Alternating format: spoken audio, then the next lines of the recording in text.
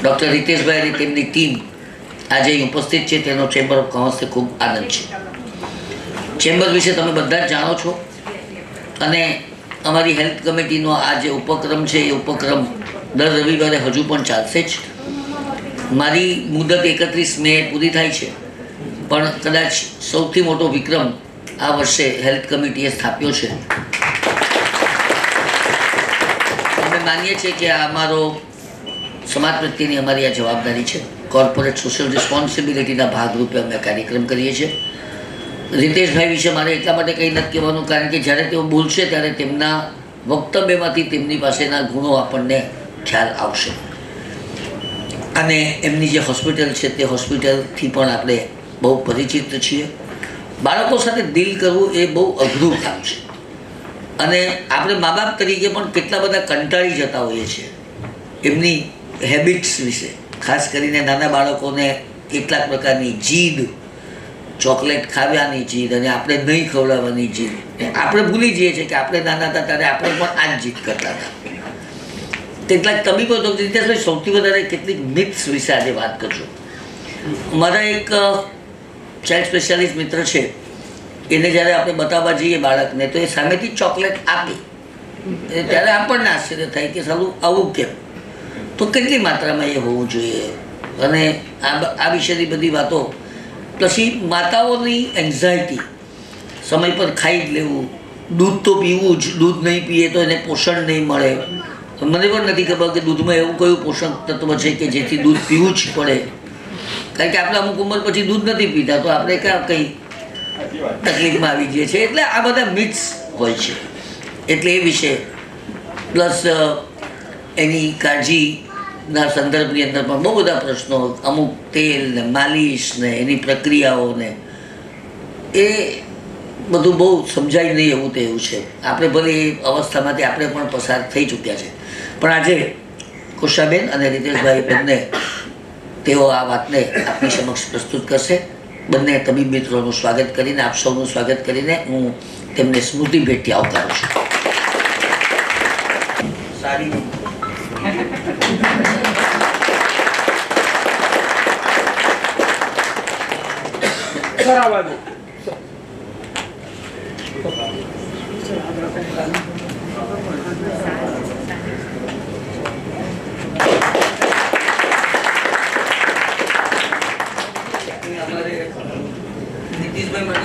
વિષય છે દીકરી આવી છે, અમે અવસ્થામાંથી પસાર થઈ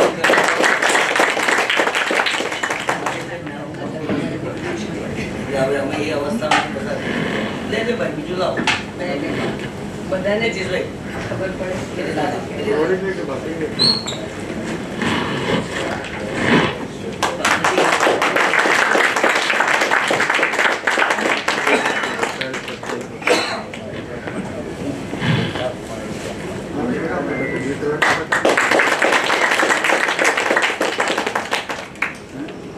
સંદીપભાઈ નાનાવટીને વિનંતી છે પ્રેઝન્ટ કરવા માટે. મારા રોટરીના મિત્ર છે.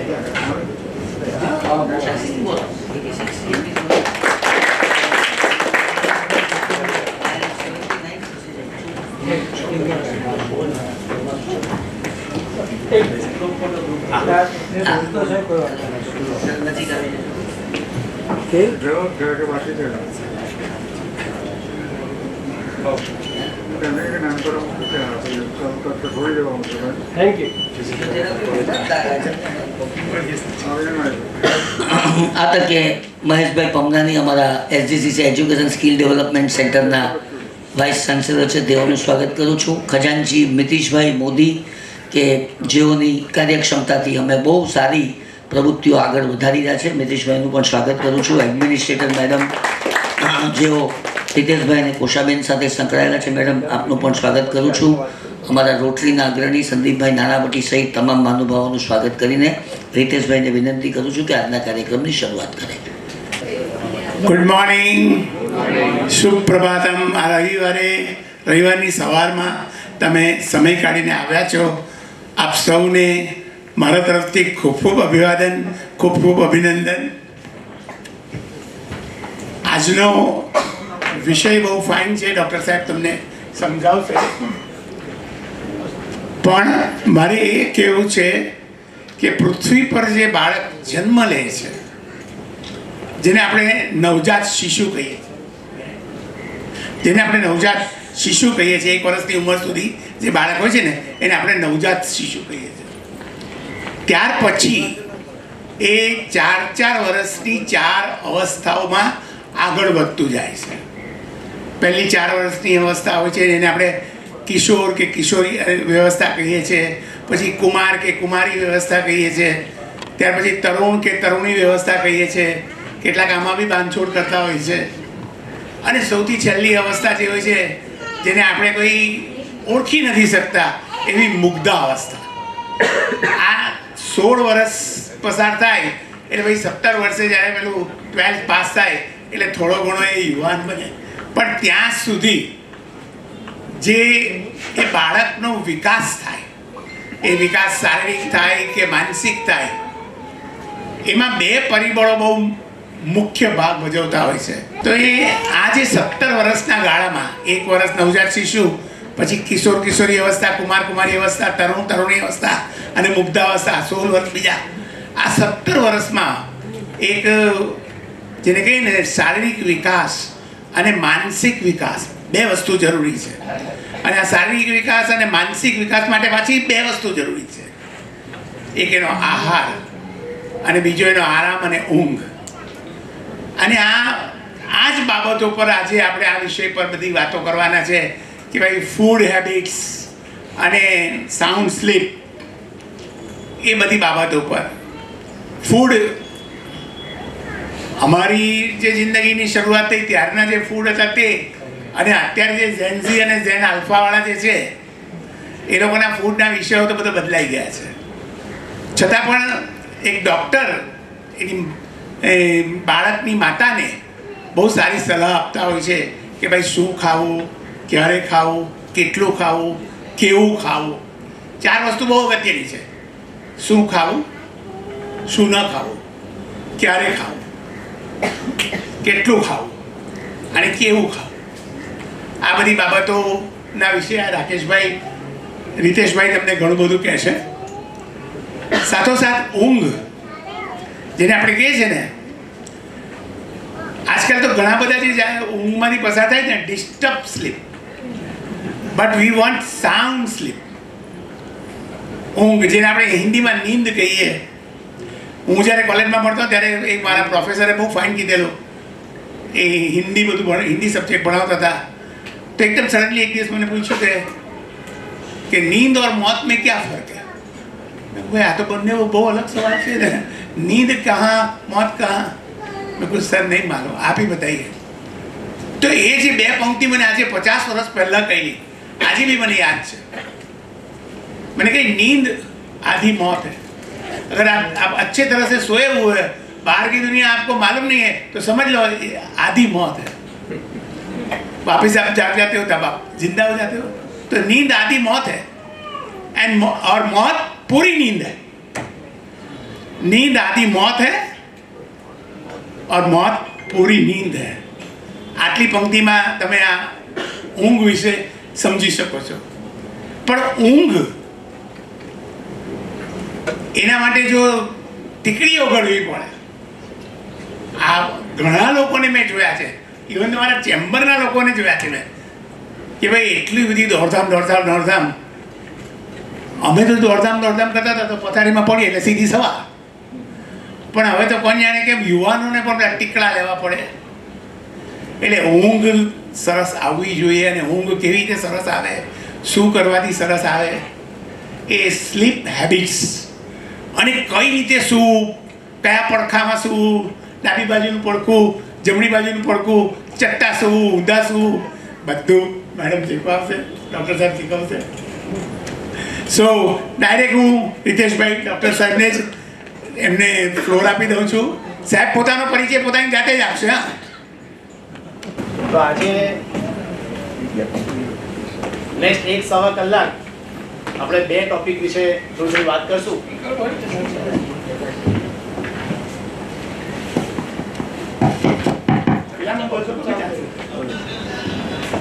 આગામી 1-1.5 કલાક આપણે 2 ટોપિક પર ચર્ચા કરશું. અમે પીડિયાટ્રિક ડૉક્ટર એટલે બધું લખ્યું છે એવું કે ભાઈ ચાઇલ્ડહુડ હેબિટ્સ પણ અલ્ટિમેટલી આપણને બધાને લાગુ પડે છે. આ તો છોકરાઓનું નામ, બાકી આ સ્લીપ વિશેની જે માહિતી છે અને ડાયટ વિશેની એ ઓવરઓલ જ છે, એ બધા માટે સેમ જ છે અને એ આપણે કરીએ છોકરાઓ કરે. તો આપણે આજે સ્લીપથી સ્ટાર્ટ કરીએ અને પછી ડાયટ પર જઈશું. ડાયટ વિશે મેડમ ડિટેલમાં પ્રકાશ પાડશે, આપણે થોડીક વાર સ્લીપ વિશે વાતો કરીએ. ભાઈ ચાલે છે? હા ચાલો ચાલો. તો આપણને એવું શીખવાડે છે, આપણે વાંચીએ છીએ પેપરમાં, આપણે જાણીએ છીએ રોજે રોજ મેગેઝિનમાં કે ભાઈ હેલ્થના 4-5 પિલર્સ છે. સ્લીપ એનો વન ઓફ ધ પિલર છે, ડાયટ છે, એક્સરસાઇઝ છે, આપણા મેન્ટલ હેલ્થ સારી હોવી જોઈએ અને આપણી સોશિયલ લાઈફ સારી હોવી જોઈએ, ફેમિલી, ફ્રેન્ડ્સ, આ બધું સારું હોય. આ 5 વસ્તુ જેની સચવાઈ જાય એની, આ 5 પિલર જેના મજબૂત હોય એની હેલ્થ સારી હોય. આવું રોજ રોજ આપણે વાંચતા હોય, સાંભળતા હોય. પણ આમાં થોડું પરિવર્તન છે. આમાં એવું છે પરિવર્તન કે સ્લીપ છે ને એ બેઝ છે. બિલ્ડિંગનો બેઝ હોય ને, એક બેઝ હોય પછી પિલર્સ હોય ને એની ઉપર બિલ્ડિંગ ઊભું હોય. તો 5 પિલર નથી, સ્લીપ એ બેઝ છે. એટલે sleep is a fundamental thing. એની ઉપર 4 પિલર ઊભા છે અને એની ઉપર આપણી હેલ્થ સચવાયેલી છે. એટલે સ્લીપનું એટલું બધું મહત્વ છે. સ્લીપનું લેક્ચર છે એટલે સ્લીપનું મહત્વ છે એવું નથી. આ સાયન્ટિફિક ફેક્ટ છે કે ફિઝિયોલોજીકલી એટલે શરીર માટે સૌથી મહત્વનું જો કંઈ હોય ફૂડ અને પાણી કરતાં પણ તો એ સ્લીપ છે. તો સ્લીપ એ બેઝ છે અને એની ઉપર બધા બાકીના પિલર્સ ઊભા છે. તો આજે આપણે 3 ટોપિકની વાત કરીશું. એક તો નોર્મલ સ્લીપના ફંક્શન, સ્લીપ કેમ જરૂરી છે. બીજું, સ્લીપ ઓછી થાય તો શું શું બીમારીઓ થાય. અને ત્રીજું, સારી સ્લીપ માટે આપણે શું શું કરી શકીએ. પહેલું છે બેઝિક્સ અબાઉટ સ્લીપ. આ છે ને એમ થોડુંક સાયન્ટિફિક છે પણ આ જાણ્યા વગર તમને સ્લીપનું મહત્વ નહીં સમજાય. કારણ કે આપણે છેલ્લા સમજના ત્યાંથી પેપર વાંચીએ અને પૂર્તિ આવે તો દર અઠવાડિયાની હેલ્થની પૂર્તિ હોય, એમાં ઊંઘ વિશે કંઈક ને કંઈક હોય. આવી રીતે ઊંઘવું, આટલું ઊંઘવું, બપોર ઊંઘવું, ના ઊંઘવું, ફલાણું ઢીકણું, એટલું બધું આપણે સ્લીપ વિશે રોજે રોજ મેગેઝિનોમાં, પેપરમાં, હેલ્થ ટોક્સમાં સાંભળ્યું જ હોય છે. પણ આજે જે અડધો કલાક સુધી હું સળંગ તમને સ્લીપ વિશે કહીશ તો થોડુંક જો સાયન્સ જાણેલું હશે તો બધી પછીની માહિતી તમારા મગજમાં ઉતરશે, નહીંતર એ બધું સમજાશે નહીં. તમે ફિલોસોફિકલી વિચારો કે જ્યારે તમે ઊંઘી જાઓ, વેન યુ સ્લીપ, ત્યારે you can not have food. તમે ફૂડ ના લઈ શકો, તમે સોશિયલાઇઝ ના કરી શકો, મિત્રો સાથે, ફેમિલી સાથે, કોની સાથે વાત ના કરી શકો, તમે રિપ્રોડ્યુસ ના કરી શકો, એ ટાઈમે તમે બચ્ચા પેદા ના કરી શકો ઊંઘતા હો ત્યારે. You can not nurture your offspring. તમે તમારા બચ્ચાને બચાવી પણ ન શકો. તમે માનો જંગલમાં ઝાડ નીચે સૂતા છો, છોકરું સૂતું છે, તમે ઊંઘી જાઓ, કોઈ પ્રાણી અહીં છોકરાને લઈ જાય તો તમે કંઈ કરી શકો નહીં. છોકરા માટે કેટલો મમતા અને મોહ છે, છતાં એને બચાવી પણ ના શકો ઊંઘતા હો ત્યારે. તમે you can not protect yourself from predators. તમે સૂતા હો, કોઈ પ્રાણી આવી જાય, ક્યાંક બહાર જોકો આવી ગયું તો તમે તમારી જાતને બચાવી ના શકો એ ટાઈમે. તમે આ કંઈ જ નથી કરી શકતા ઊંઘમાં. જીવવા માટે જરૂરી જે છે ફૂડ, સોશિયલાઇઝિંગ, રિપ્રોડક્શન, બચ્ચાઓને બચાવવા, આપણને બચાવવા, આમાંનું કંઈ જ નથી કરી શકતા આપણે ઊંઘમાં. છતાં પણ evolution cannot prevent the sleep pressure. છતાં પણ કાળક્રમે જે આ માનવજાત આગળ વધી, સ્લીપ ગઈ નથી. સ્લીપના જો આ એકેય ફંક્શન ના હોય તો શેના માટે સ્લીપ છે? તો એટલું બધું ઇમ્પોર્ટન્ટ ફંક્શન હશે સ્લીપનું કે બિલિયન્સ ઓફ યર્સથી મનુષ્યમાં સ્લીપ છે એવું નથી. જેટલી જીવસૃષ્ટિ છે આ દુનિયામાં, ઇવન વનસ્પતિને પણ સ્લીપ છે. સો જેટલી જીવસૃષ્ટિ શરૂ થઈ ત્યારથી અત્યાર સુધી દરેકને સ્લીપ કુદરતે આપી છે અને એવી વસ્તુ છે કે જેમાં તમે બાકીનું કંઈ જ નથી કરી શકતા, છતાં એ પરસિસ્ટ રહી છે 4 બિલિયન યર્સથી આ પૃથ્વી પર. એનો મતલબ કે એનું કોઈ મેજર ફંક્શન હશે સ્લીપનું, જે આપણને ખબર નથી. આજે આપણે જાણવાનો ટ્રાય કરશું. સ્લીપ પેદા કરવાની પ્રોસેસ છે, આમાં તમારે સાયન્સમાં જવાની જરૂર નથી, હું કહું એટલું જ સાંભળવાનું છે. સ્લીપ 2 રીતે પેદા થાય. એક કેમિકલથી પેદા થાય, જે રેડ કલરમાં બતાવ્યું છે. ઉઠીએ એટલે કેમિકલ ઓછું હોય, જેમ જેમ દિવસ જાય જાગતાના કલાકો વધે એટલે કેમિકલ વધે, અમુક લેવલે કેમિકલ પહોંચે, રેડ પેલો એરો પીક પર, એટલે આપણને ઊંઘ આવે. ઊંઘી જઈએ એટલે પાછું ઓછું થઈ જાય. એ આપણા કંટ્રોલમાં નથી, એ નેચરલ સિસ્ટમ છે. સ્લીપ પ્રેશર જેમ જેમ જાગો એમ વધતું. પણ જે બીજી ઇમ્પોર્ટન્ટ પ્રોસેસ છે જે સ્લીપ જનરેટ કરે, એ મારા તમારા હાથમાં છે. એને જે બ્લુ ડોટથી બતાવી છે, એને કહેવાય સિકાર્ડિયન રિધમ, અથવા તો આપણે સાદી દેશી ભાષામાં કહેવાય તો બોડી ક્લોક. આપણા શરીરની એક ઘડિયાળ હોય. આપણને અમુક ટાઈમે ભૂખ લાગે, અમુક ટાઈમે રમવાની ઈચ્છા થાય, અમુક ટાઈમે કામ કરવાની ઈચ્છા થાય, અમુક ટાઈમે વાતો કરવાની ઈચ્છા થાય, અમુક ટાઈમે નવરા રિલેક્સ થવાની ઈચ્છા થાય, અમુક ટાઈમે ઊંઘવાની ઈચ્છા થાય. આવું થાય છે ને દિવસમાં ગમે તે ટાઈમે ગમે તે ઈચ્છા નથી થતી. આ બધી ઈચ્છાઓ થવા માટે કુદરતે બધા હોર્મોન્સ મૂકેલા છે અને એ હોર્મોનના સિક્રેશન એ એક સાયકલમાં થાય. 24 કલાક સતત એ હોર્મોન સિક્રેટ ન થાય.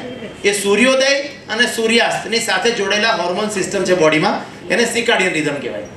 તો હવે સિકાર્ડિયન રિધમ તમે અનુભવ કર્યો હશે કે આપણે રાત્રે 11 થી 7 ની માનો આપણી ઊંઘ છે 11 થી 6 ની. એક રાત એવું બન્યું કે તમે 3 વાગે સૂતા, 11 થી 3 જાગ્યા, કોઈ પિક્ચર જોવા ગયા, ગેસ્ટ આવ્યા, ફ્રેન્ડ્સ ભેગા થયા, પછી તમે 3 કલાક ઊંઘ્યા, સવાર 6-7 વાગે ઉઠીને પાછા કામે ગયા, તો સવાર 7 થી સાંજે 6 માં પાછી ઊંઘ નથી આવતી. 3 જ કલાક ઊંઘ્યા હો છો તો પણ ઊંઘ તો બીજે દિવસે સાંજે જ આવે છે.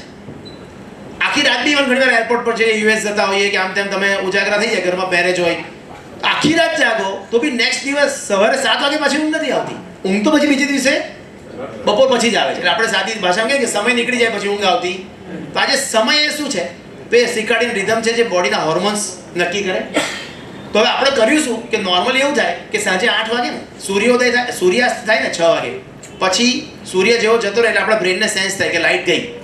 લાઇટ ગઈ એટલે આપણી બોડીમાં મિલેટોનિન નામનો એક હોર્મોન બને, અને મિલેટોનિન હોર્મોનનું લેવલ અમુક લેવલથી ઉપર જાય, 2-3 કલાકમાં બિલ્ડઅપ ત્યારે તમને ઊંઘ આવે. એટલે બપોર 2 વાગે મિલેટોનિન ના હોય, સાંજે 8 વાગે એટલે એનું સિક્રેશન ચાલુ થાય, તે 8 થી 11 માં પીક પર જાય, તમને 10-11 વાગે પ્રોપર ઊંઘ આવે. હવે આ મિલેટોનિન સિક્રેટ કેવી રીતે થાય? અંધારામાં સિક્રેટ થાય. ને આપણે બધાએ મોડર્ન લાઈફમાં શું કરી નાખ્યું? તો કે સાંજે સૂર્યોદય થાય, સૂર્યાસ્ત થાય એટલે આપણે આપણા ઘરની લાઇટો ફૂલ ચાલુ કરી દઈએ, ડિસ્કોમાં જઈએ, પાર્ટીઝ કરીએ, મોબાઈલ પર જોઈએ, ટીવીમાં જોઈએ, સતત લાઇટનું એક્સપોઝર અંધારું થયા પછી પણ ચાલુ જ રાખીએ. એટલે આપણા બ્રેનને એવી સેન્સ જ ના થાય કે હવે અંધારું થઈ ગયું. બહાર ભલે અંધારું થઈ ગયું પણ તમારા બ્રેનને સેન્સ થવા માટે લાઇટ બંધ થવી જોઈએ. જે આપણે સતત સાંજે સૂર્યાસ્ત પછી પણ 2-3 કલાક ચાલુ જ હોય એટલે તમને જોઈએ એવી ઊંઘ ના આવે. જે લોકોને જૂના બધા છે, કીધું ગામડામાં રહેતા હશે, જ્યારે લાઇટો નહીં હોય 6-6:30 જમે, 7 વાગે 8-8 તો ઊંઘ આવી જ જાય. એ કુદરતી પ્રક્રિયા હતી. એ આળસુ હતા એટલે ઊંઘ નથી આવતી. એ કુદરતી પ્રક્રિયા હતી કે 6:30-7 વાગે તમે જમી લો તો આપોઆપ લાઇટ ન કરો તો 8-8:30 સુધીમાં તમને ઊંઘ આવવાની શરૂ થાય, 9 વાગે તમે સૂઈ જ જાઓ. આ એક કુદરતી પ્રક્રિયાને આપણે બધાએ મોડર્ન લાઈફમાં વિકાસના નામે ડિસ્ટર્બ કરી નાખી. એટલે આપણે એટલી બધી લાઇટો કરી દઈએ કે આપણે સરખું ઊંઘી શકતા નથી. એટલે આ સિર્કાડિયન રિધમને મેન્ટેન કરવા માટે સાંજની લાઇટો ઓછી કરવી જરૂરી છે. અને બીજી સૌથી જરૂરી બાબત છે કે સવારે તમે ઉઠો તો આપણે ત્યાં પ્રથા છે કે સૂર્યના દર્શન કરવાના. દરેક જગ્યાએ, દુનિયામાં દરેક જગ્યાએ સૂર્યની જોવાની પ્રથા છે સવાર ઉઠીને. કેમ છે? જેવું તમે સવારે સૂર્યને જુઓ એટલે સૂર્યની લાઇટ મગજમાં જાય એટલે મગજને ખબર પડે કે હવે આ દિવસ થઈ ગયો. એટલે જેટલા હોર્મોનના સિક્રેશન થવાના હોય એ બધા એ પ્રમાણે ગોઠવાઈ જાય. Stress hormone, insulin, cortisol, testosterone, growth hormone, બધાના સિક્રેશન એ સૂર્યની લાઇટ બ્રેનમાં જાય એટલે બ્રેનની સ્વિચ ઓન થઈ જાય. એટલે આપણે સૂર્ય દર્શનની પ્રથા છે આપણે ત્યાં. સવાર ઉઠીને સૂર્યને જોવાનું, પાણી ચડાવવાનું. આ બધી પ્રથાનું રીઝન છે સાયન્ટિફિક. જેવું સૂર્યનું કિરણ મગજમાં જાય એટલે બોડીની આખી ક્લોક, એટલે જેને થાઇરોઇડના પ્રોબ્લેમ હોય, ડાયાબિટીસ હોય, બધાને ફાયદો થાય. એવી રીતે સ્લીપમાં પણ એનો રોલ છે. આ સિર્કાડિયન રિધમને આપણી મોડર્ન લાઈફમાં આપણે 2 રીતે ડિસ્ટર્બ કરી. એક, આપણે સવારનો સૂર્યપ્રકાશ લેતા નથી એટલે બોડીને ખબર નથી પડતી કે હવે એલર્ટ થઈ જવાનું. અને સાંજે જ્યારે સૂર્યપ્રકાશ જતો રહે ત્યારે જોઈએ એવું અંધારું કરતા નથી. એનું મેઇન રીઝન અત્યારના મોબાઈલ છે કે જે સતત આપણે સૂતી વખતે પણ આપણી સામે રાખીએ, એ લાઇટ સતત જાય એટલે જોઈએ એવી ઊંઘ આવે નહીં, અથવા તો ઊંઘની ક્વોલિટી ડાઉન થાય. તો આ જાણવું એટલા માટે જરૂરી હતું કે આ રિધમને મેન્ટેન કરવા light is the main thing, અને એનો કંટ્રોલ કરવા. કોને કેટલી ઊંઘ જોઈએ એ બધાને ખબર જ છે. આપણે મોટા લોકોને બધાને 7 થી 9 કલાક ઊંઘ જોઈએ. મારે જે આજે ખાસ કહેવાનું છે, તમે જુઓ 6 થી 13 વર્ષની ઉંમર જુઓ એટલે આપણું છોકરું પહેલાથી 8મા ધોરણમાં, આપણે બધા અહીંયા મોટા ભાગના લોકો મા બાપ છે, અમુક દાદા દાદી છે, એટલે આપણા બધાના છોકરાઓ છે. એની ઊંઘનો ડ્યુરેશન છે 6 to 13 અવર. 6 to 13 યરમાં 9 થી 11 કલાક રેન્જ, અને એવરેજ કાઢો તો 10 કલાક. એટલે તમારું 6ઠા ધોરણમાં ભણતું છોકરું જે 10-11 વર્ષનું હોય એને આઈડિયલી ઓછામાં ઓછું 10 કલાક ઊંઘવું પડે. હવે આપણા બધા છોકરાની સ્કૂલ આજકાલ કયા ટાઈમે હોય? Morning school. એટલે વેન કેટલા વાગે આવે? 5:30, 6, 6:30, 7 પહેલા તો બધાની વેન આવી જાય. 7 પહેલા વેન આવે એટલે ઉઠવું પડે કેટલા વાગે? 6 વાગે. 6 વાગે ઉઠતા પહેલા 10 કલાક કરો તો કેટલા વાગે ઊંઘવું પડે? 8 વાગે ઊંઘવું પડે. કયું છોકરું સુરતમાં 8 વાગે ઊંઘતું હશે? એકેય છોકરું 8 વાગે નથી ઊંઘતું. તો આ બહુ મોટો, ખરેખર બહુ ડેન્જર પ્રોબ્લેમ છે. હું નેક્સ્ટ 4-5 સ્લાઇડમાં તમને કહીશ, પછી સમજાશે કે કેટલો મોટો પ્રોબ્લેમ છે. આપણે ભેગા મળીને કંઈક વિચારવાનું છે કે આપણે કઈ રીતે આપણી ઊંઘને વહેલી કરી શકીએ. કારણ કે ઉઠવાનું આપણે બદલી શકવાના નથી, કારણ કે સ્કૂલોના ટાઈમિંગ બદલવા મારા તમારા હાથમાં નથી. અમેરિકામાં છે, લોકોએ બદલ્યા છે ટાઈમિંગ, એ લોકોએ 8 વાગ્યા પછી સ્કૂલો કરી નાખી છે. અમેરિકામાં કોઈ સ્કૂલ 7 વાગે હોતી નથી, બધી સ્કૂલો 8 વાગ્યા પછી જ હોય, એટલે છોકરાઓ એટલીસ્ટ 7-7:30 સુધી ઊંઘી શકે. તો સ્કૂલેજમાં સ્લીપની બહુ જ રિક્વાયરમેન્ટ છે, અને એ આપણા છોકરાઓને કોમ્પ્રોમાઇઝ થાય છે. એનું રીઝન હું તમને સમજાવું પછીની સ્લાઇડમાં. આપણે ઊંઘીએ ને, માનો કે હું 6 કલાક ઊંઘું છું, અથવા નાનું છોકરું 9 કલાક ઊંઘે છે, તો 9 કલાક ઊંઘ એક ના હોય, એમાં 1.5 કલાકના સ્લોટ હોય. એટલે અહીંયા બતાવ્યા છે મેં 1.5 કલાકના, અહીંયા 4-5 સ્લોટ બતાવ્યા છે. સપોઝ હું 9 કલાક સૂવું છું તો 1.5 કલાકના 6 સ્લોટ આવે મારી ઊંઘમાં. એ 1.5 કલાકમાં પહેલો જે સ્લોટ હોય 1.5 કલાકનો અને છેલ્લો 1.5 કલાકનો સ્લોટ એ બંને બહુ જુદા હોય. પહેલા 1.5 કલાકમાં ડીપ સ્લીપ હોય, એકદમ ઘેરી નિંદ્રા, નગારા વાગે તો ના ઉઠીએ આપણે, એવા ઊંઘી જઈએ કે આજુબાજુ અવાજ થાય તો આપણે ઉઠીએ. અને ડીપ સ્લીપ હોય જે રેસ્ટ માટે જરૂરી હોય. ત્યારે એક નાનો કમ્પોનન્ટ હોય છે ડ્રીમ સ્લીપનો, જે અહીંયા ઓરેન્જ કલરથી બતાવ્યો છે. આ ઓરેન્જ કલર છે ને, રેમ સ્લીપ લખ્યું છે. એ કમ્પોનન્ટ નાનો હોય એટલે પહેલા 1.5 કલાકમાં સપોઝ એ 10 મિનિટનો હોય, 1 કલાક ને 20 મિનિટ ડીપ સ્લીપ હોય અને 10 મિનિટ સપનાની ઊંઘ હોય, ડ્રીમ સ્લીપ હોય પહેલા 1.5 કલાકમાં. બીજા 1.5 કલાકમાં ધીમે ધીમે સપનાની ઊંઘ જે છે 10 થી 15 મિનિટ, એના પછીનામાં 15 થી 20 મિનિટ, ધીમે ધીમે વધતી જાય. અને છઠ્ઠો ઇપોક જ્યારે આવે છોકરાનો, છઠ્ઠો સ્લોટ આવે 9 કલાકમાંનો છઠ્ઠો સ્લોટ, ત્યારે ડ્રીમ સ્લીપ એ ઓલમોસ્ટ 1.5 કલાક થઈ ગઈ હોય. તમે આ જુઓ ને છેલ્લું, અહીંયા બધું ડ્રીમ જ છે, આમાં અડધું ઉપરનું ઓરેન્જ થઈ ગયું. તો છોકરું 9 કલાક સૂવે, એમાં જે છેલ્લો 1.5 કલાક છે એ એની સપનાની ઊંઘ હોય. ને આપણને બધાને ખબર છે સપના ક્યારે આવે, સવારે આવે. સાંજે ઊંઘે ત્યારે તરત કોઈ સપના આવતા નથી, કારણ કે એ ડીપ સ્લીપ છે, ત્યારે સપના ના આવે. તો પહેલો 1.5 કલાકની અંદર સપનાની ઊંઘ ખાલી 5-10 મિનિટ હોય અને છેલ્લા 1.5 કલાકમાં સપનાની ઊંઘ 45 થી 50 મિનિટ હોય. અને આનો ડિફરન્સ કુદરતે જે ગોઠવ્યો છે એ હવેની સ્લાઇડમાં સમજવાનું છે. તમારે કદાચ બહુ ધ્યાન ન રહેતું હોય લાઈફમાં, 10 મિનિટ જ સંભળાતું હોય તો આ એક સ્લાઇડ ખાલી સાંભળી લેજો, પછી જે કરવું એ કરજો. આ મારા લેક્ચરની સૌથી ઇમ્પોર્ટન્ટ સ્લાઇડ છે કે ઊંઘના કામ શું છે, કેમ ઊંઘવું જોઈએ આપણે, આટલું તો મહત્વ કેમ આપીએ છીએ ઊંઘને. ઊંઘના 2 પ્રકાર મેં કીધું, એક ડીપ સ્લીપ અને એક ડ્રીમ સ્લીપ. ડીપ સ્લીપ એટલે કે અમારી મેડિકલ ભાષામાં એને બધા શબ્દો છે, પણ આપણે ડીપ સ્લીપ તરીકે યાદ રાખો એને. ડીપ સ્લીપના 2 ફંક્શન છે. પહેલું ફંક્શન છે મેમરી કોન્સોલિડેશન અને બીજું ફંક્શન છે લર્નિંગ. આને હું તમને ઉદાહરણ સાથે સમજાવું. મેમરી કોન્સોલિડેશન એટલે આપણને શું લાગે કે આપણું છોકરું ભણે નાનપણમાં 15 વર્ષ, એને 2 જ વસ્તુ કરવાની હોય.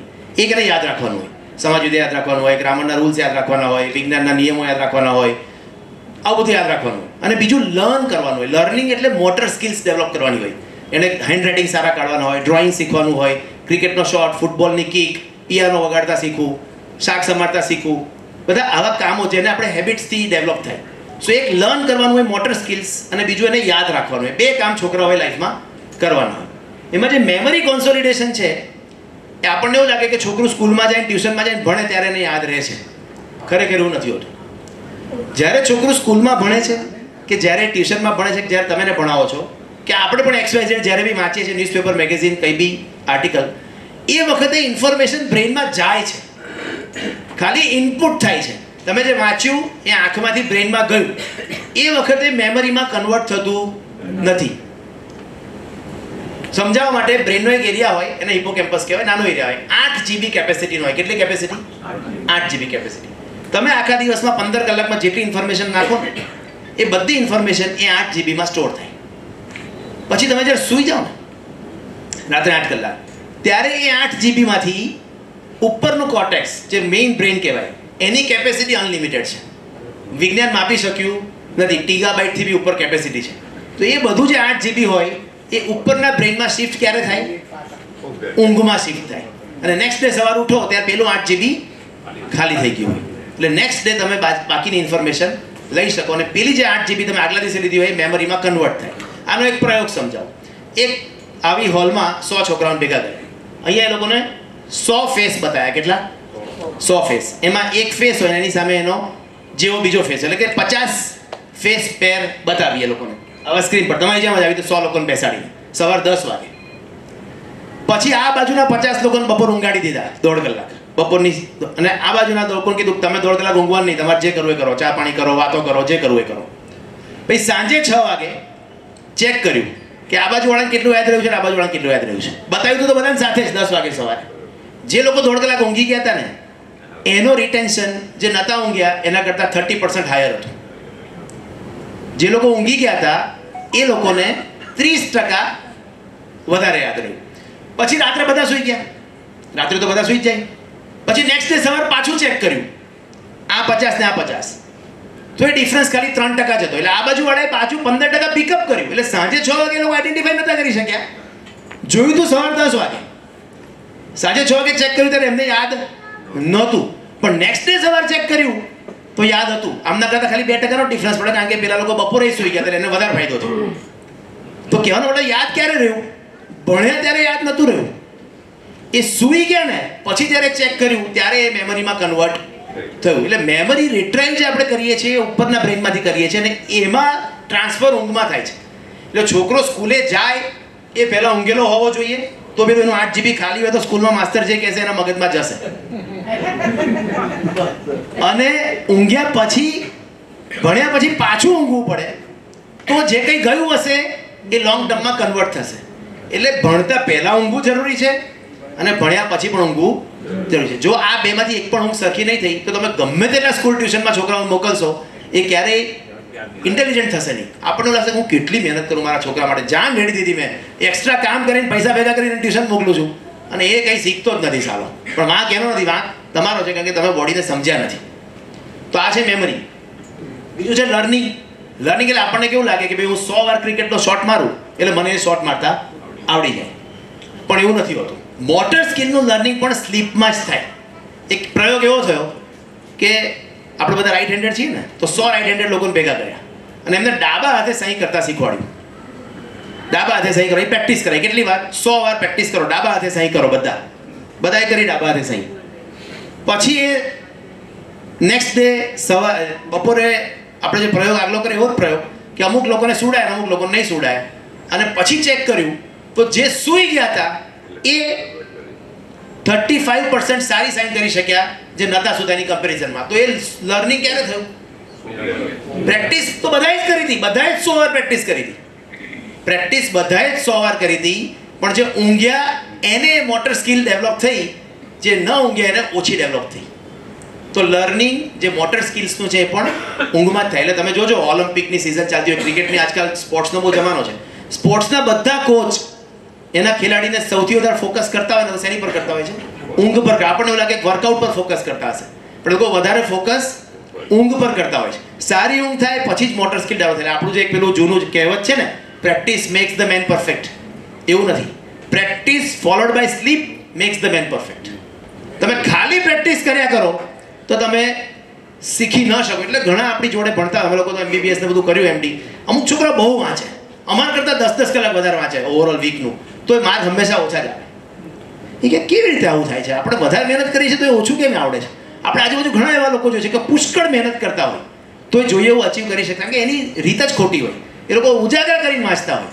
ઉજાગર કરીને જે માણસ વાંચે એને કોઈ દિવસ યાદશક્તિમાં કન્વર્ટ થાય જ નહીં. તમે કોઈ પણ ડૉક્ટર બન્યો હોય માણસને પૂછજો, 10 વર્ષ ભણ્યો હોય ત્યારે કે સતત ઉજાગર કરીને ના વાંચતો, રોજ ઊંઘતા જ હોય બધા. એવું લાગતું હોય સમાજમાં બહુ ઉજાગર કરતા હશે, કોઈ ઉજાગર કરતું હોય નહીં તો યાદ જ ન રહે. સો દરેક સ્કિલ, છોકરાઓ માટે જે 2 સ્કિલ જરૂરી છે, એક છે મેમરી અને એક છે લર્નિંગ, એ બંને થાય ક્યાં? ઊંઘમાં થાય. એટલે છોકરાઓની ઊંઘ પર ફોકસ કરવા. હવે છે ડ્રીમ સ્લીપ. આપણને લાગે કે કુદરતે આ સપનાની સિસ્ટમ કેમ રાખી હશે? તો આ સૌથી નિગ્લેક્ટેડ પાર્ટ છે, કારણ કે આપણે છોકરાઓને જ્યારે સવાર વહેલા ઉઠાડીએ છીએ 2 કલાક, તો આપણે એની આ સ્લીપ છીનવી લઈએ છીએ. કારણ કે મેં કીધું એમ, ડ્રીમ સ્લીપ ક્યારે હોય?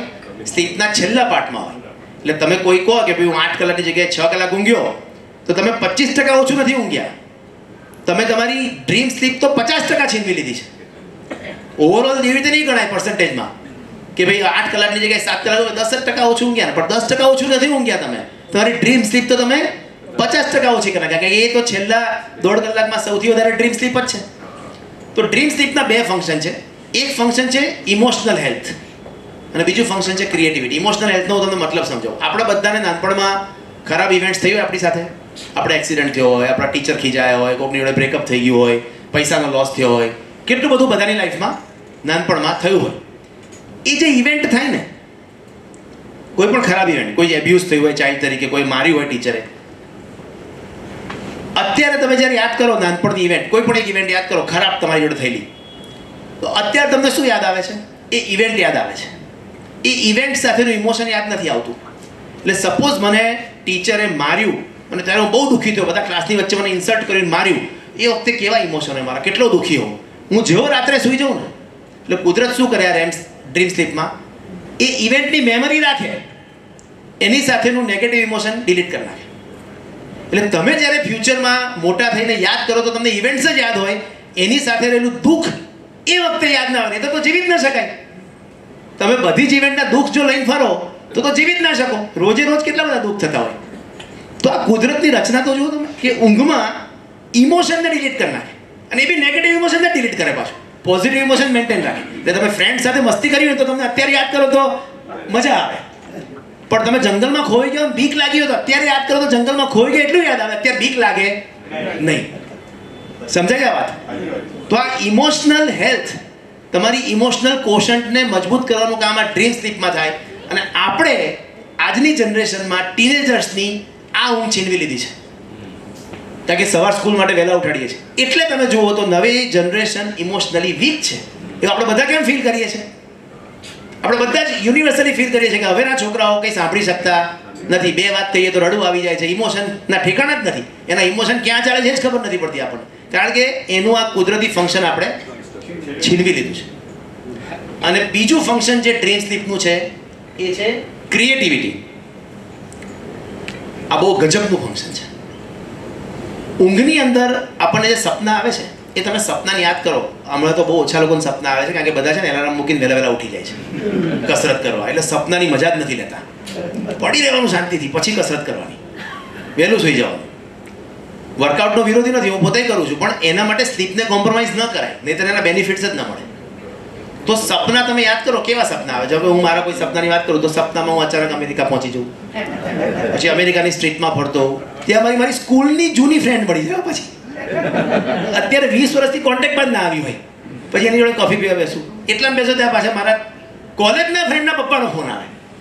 આવું તો થાય ને સપનામાં, આવું ગમે તે કનેક્શન થાય.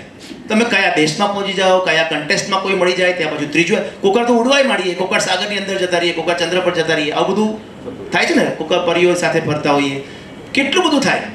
બીક લાગે, ટાર્ઝનની જેમ પહાડ પરથી કૂદકો મારી નીચે આવતા હતા ઊંઘ ઉડી જાય, આવું બધું આપણને ઊંઘમાં થાય. તો આનું કુદરતે આનું શું પ્રયોજન રાખ્યું હશે?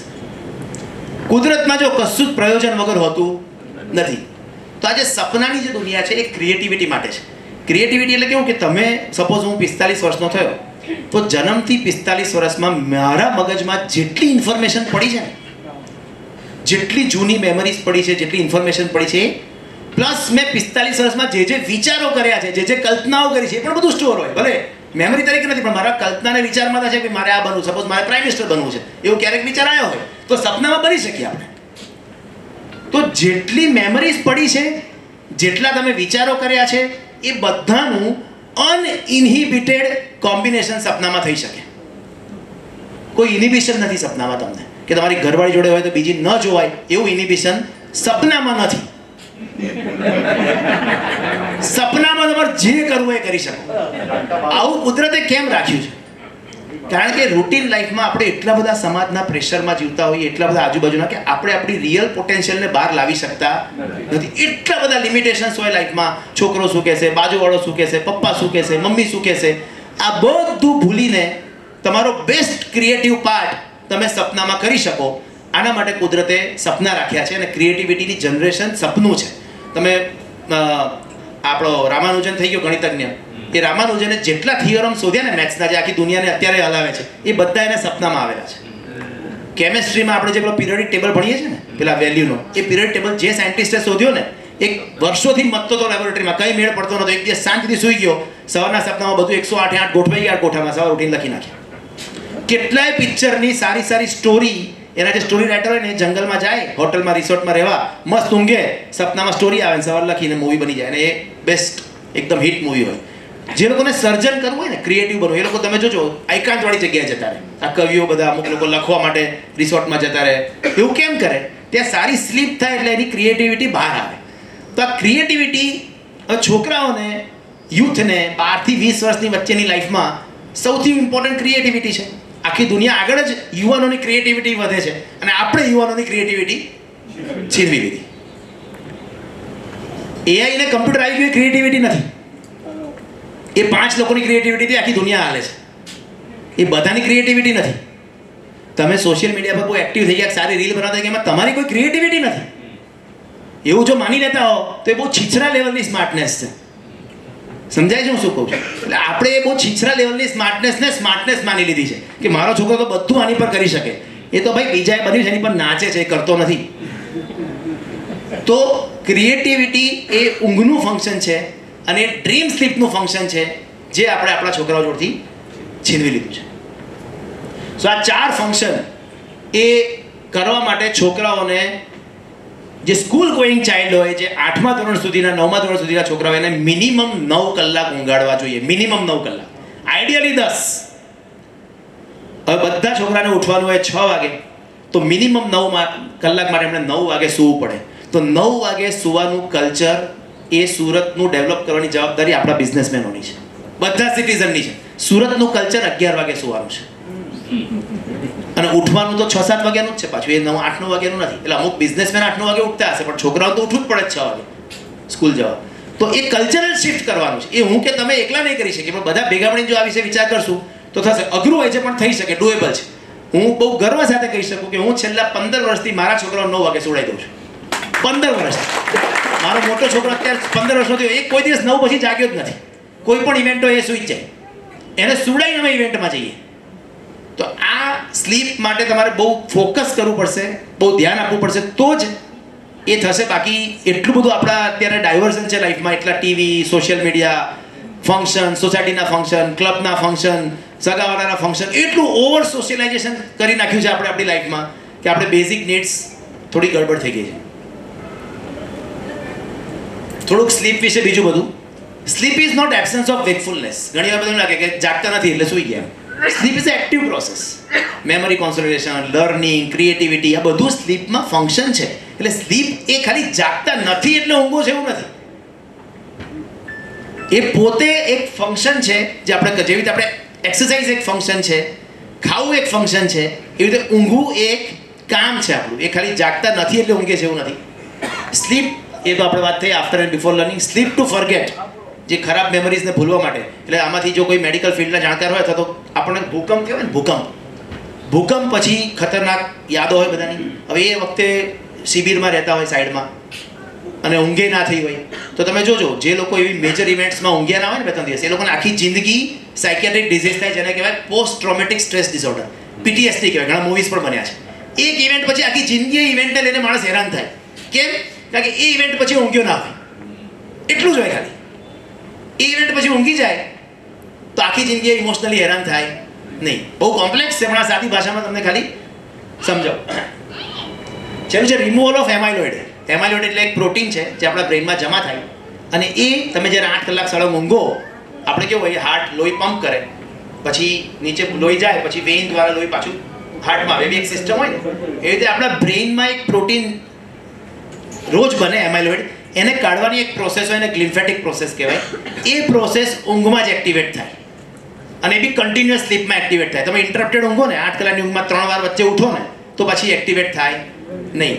તો જે ઊંઘમાં એક્ટિવેટ થાય એ ગ્લિમ્ફેટિક, તો એ પ્રોટીનને રિમૂવ કરે એટલે નેક્સ્ટ ડે પાછું બ્રેઇન ખાલી થઈ જાય. જો એ સરખું તમે ક્રોનિકલી 10-20 વર્ષની ઉંમરથી 35-40-50 વર્ષ સુધી 20-30 વર્ષ સળંગ ખરાબ ઊંઘો, તો એ પ્રોટીન ધીમે ધીમે જમા થાય, તમને એલ્ઝાઇમર ડિઝીઝ થાય. આજકાલ એલ્ઝાઇમર્સ બહુ વધી ગયો છે દુનિયામાં. ઓલમોસ્ટ 200%ની સ્પીડે એલ્ઝાઇમર વધી રહ્યો છે. એનું એક કારણ છે ક્રોનિક સ્લીપ ડિપ્રિવેશન. માણસો સતત 6-7 કલાક ઊંઘતા થઈ ગયા, જેણે 8-9 કલાક ઊંઘવાનું હતું એ બધા 6-7 કલાક ઊંઘતા થઈ ગયા. એટલે આ બધી ખબર ના પડે, સ્લો પોઈઝન હોય. એટલે તમને જ્યારે ડિઝીઝ થાય 60 વર્ષે, તો મને તો કંઈ ઘરમાં કોઈ છે નહીં, કેમનું એલ્ઝાઇમર થઈ ગયું? પણ ભાઈ તમે 40 વર્ષથી રોજ 6-6.5 કલાક જ ઊંઘો છો, છોકરાઓને ઉઠાડવા, ટિફિન બનાવવા વહેલા ઉઠી જાઓ છો, જે આપણે બધા જ કરતા હોઈએ છીએ, પણ આપણને ખબર હોતી નથી. સ્લીપ નેચરલી બાયફેઝિક છે. એટલે જનરલી બપોરે જોકું આવવું એ નોર્મલ છે. બપોરે જોકું આવવું એ બહુ જ નોર્મલ છે. એટલે આપણા કાઠિયાવાડી લોકોને તો બપોર ઊંઘવાની આદત છે જ, which is a very good habit. જે લોકોને નથી એ લોકોએ પણ 15-20 મિનિટ, અડધો કલાક તો આડું પડવું જ જોઈએ. ઊંઘવું જરૂરી નથી, પણ 15-20 મિનિટ, અડધો કલાકનો એક નેપ એક કમ્પલસરી છે. એ ફિઝિયોલોજિકલ છે. એનું ઉદાહરણ તમને આપું તો દુનિયાની કોઈ પણ કોન્ફરન્સ, કોઈ પણ સત્સંગ, કોઈ પણ કોર્પોરેટ મિટિંગ, કોઈ પણ લેક્ચર, પોસ્ટ લંચ સેશનમાં અડધી ઓડિયન્સ સૂતી હોય. તો બધાનો વાંક છે? ના, એ ફિઝિયોલોજી છે, એ કુદરતી છે.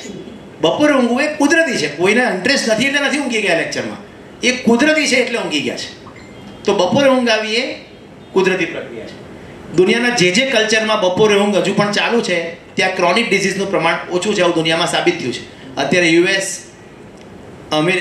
યુરોપ, જે વેસ્ટર્ન કન્ટ્રીઝ કહેવાય, જ્યાં વર્ક કલ્ચરમાં બપોરે ઊંઘવાની સિસ્ટમ નથી, એ લોકો હવે ધીમે ધીમે આ ઇન્ટ્રોડ્યુસ કરવા માટે કોશિશ કરી રહ્યા છે, કારણ કે એના કલ્ચરમાં જ નથી બપોર ઊંઘવાનું. With age sleep does not decrease. અહીંયા ઘણા બધા સિનિયર સિટીઝન દેખાય છે. એવું નથી કે ઉંમર થાય એટલે ઊંઘ ઘટે. આપણે એવું કહીએ 60-65 વર્ષ થાય હવે થોડી ઊંઘ આવે, તો ઘટે જ ને, એવું ના હોય. મરો ત્યાં સુધી ઊંઘની રિક્વાયરમેન્ટ જેટલી જવાન હોય એટલી જ રહે છે. ઊંઘની રિક્વાયરમેન્ટ ટાઈમ સાથે ઘટતી નથી. સ્લીપ ડેપ્ટ કેનોટ બી પેડ. આ એક ઇમ્પોર્ટન્ટ કોન્સેપ્ટ છે.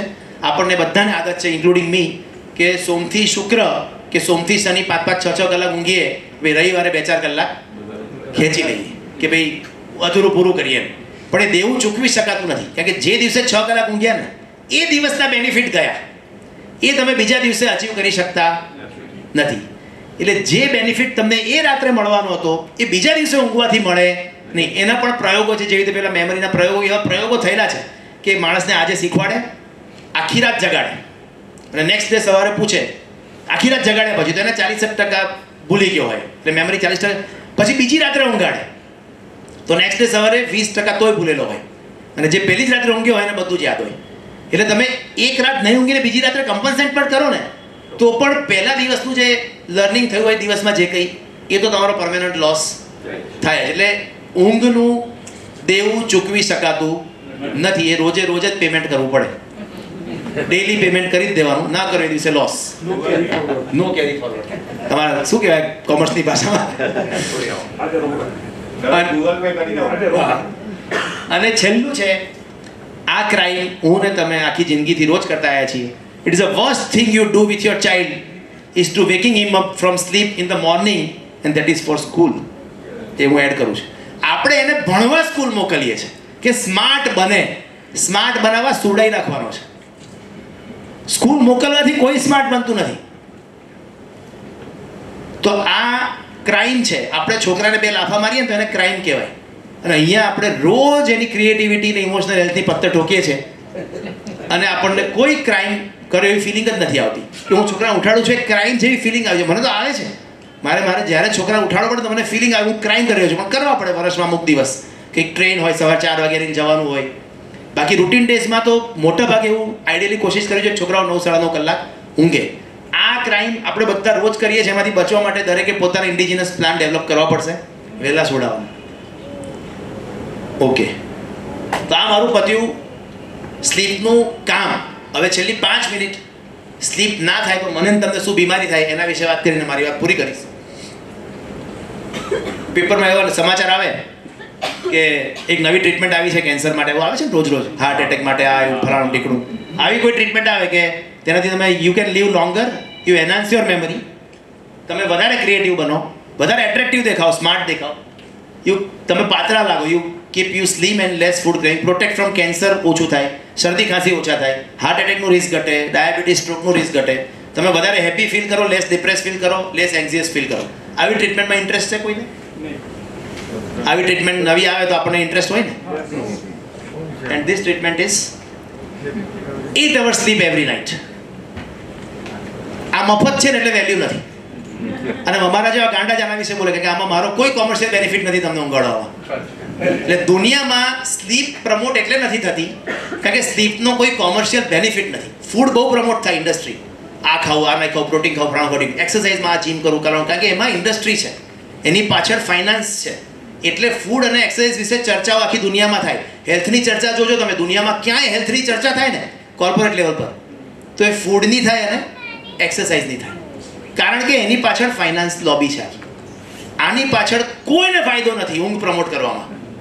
100% નુકસાન જ છે, કારણ કે તમે એડવર્ટાઇઝ ઓછી જોશો, તમે કંઈ ખરીદવા નહીં જાઓ, તમે કશું કરશો જ નહીં, તો ઊંઘ પ્રમોટ કરીને કોને ફાયદો છે? એટલે દુનિયામાં ઊંઘ પ્રમોટ થતી નથી. બાકી this is the free available thing, 8 hours sleep every night. અને આ એવરી નાઇટ શબ્દ બહુ ઇમ્પોર્ટન્ટ છે, રોજ ઊંઘવાનું. અને નાઇટ એટલે ઇમ્પોર્ટન્ટ છે, ઘણા એવું કે હું બપોર 2 કલાક ઊંઘું, સાંજે 6 કલાક ઊંઘું તો 8 ચાલે? તો ન ચાલે. આ જે હું ઊંઘના કલાકોની વાત કરું છું, ઊંઘના સળંગ કલાકોની વાત છે રાતના. બપોરે ઊંઘો એ લટકામાં છે, એક્સ્ટ્રા 15 મિનિટ, 20 મિનિટ, અડધો કલાક, કલાક જે ઊંઘો એને રાતની ઊંઘ સાથે ક્લબ કરવાનું નથી. કારણ કે બપોરે તમે 2 ઊંઘીને રાત્રે 6 ઊંઘો તો રાત્રે 6 એટલે પેલો છેલ્લો ડ્રીમ વાળો ઇપોક તો તમારો લોસ જ થાય.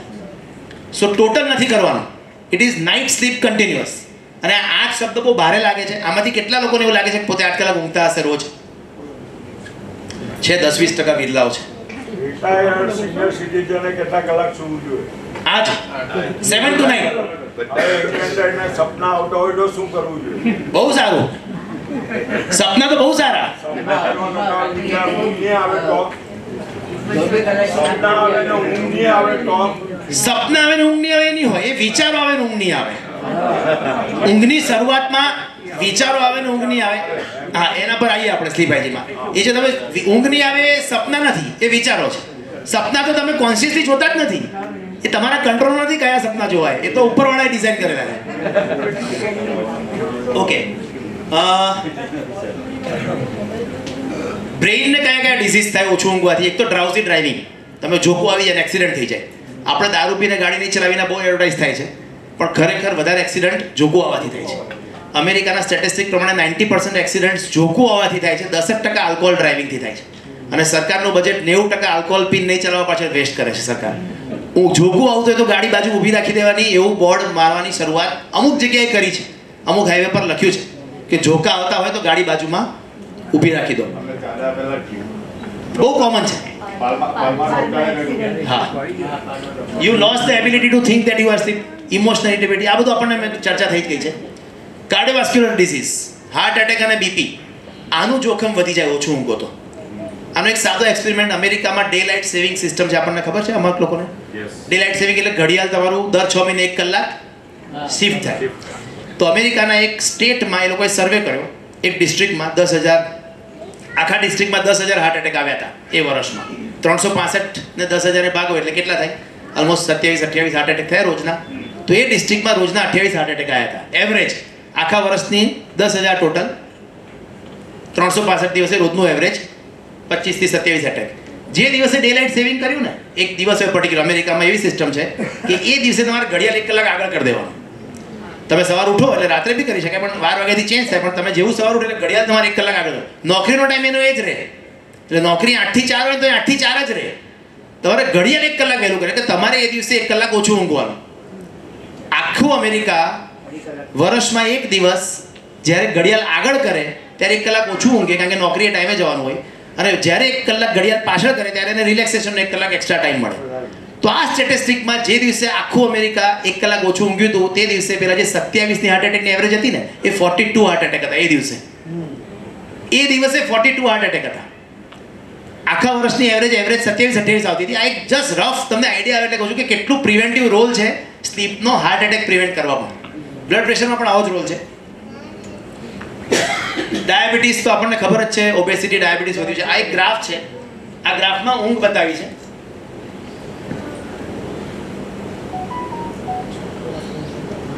આ ડોટેડ લાઈન છે ને, ડોટેડ લાઈન, એ અમેરિકન્સ 1940માં એવરેજ 8-9 કલાક ઊંઘતા હતા. આપણા દેશના ડેટા નથી એટલે અમેરિકાના ડેટા બતાવું છું. અને જેમ જેમ વર્ષો ગયા, 2000ની સાલ આવી, તે લોકોની ઊંઘ અત્યારે 6 થી 7 કલાકની વચ્ચે એવરેજ થઈ ગઈ.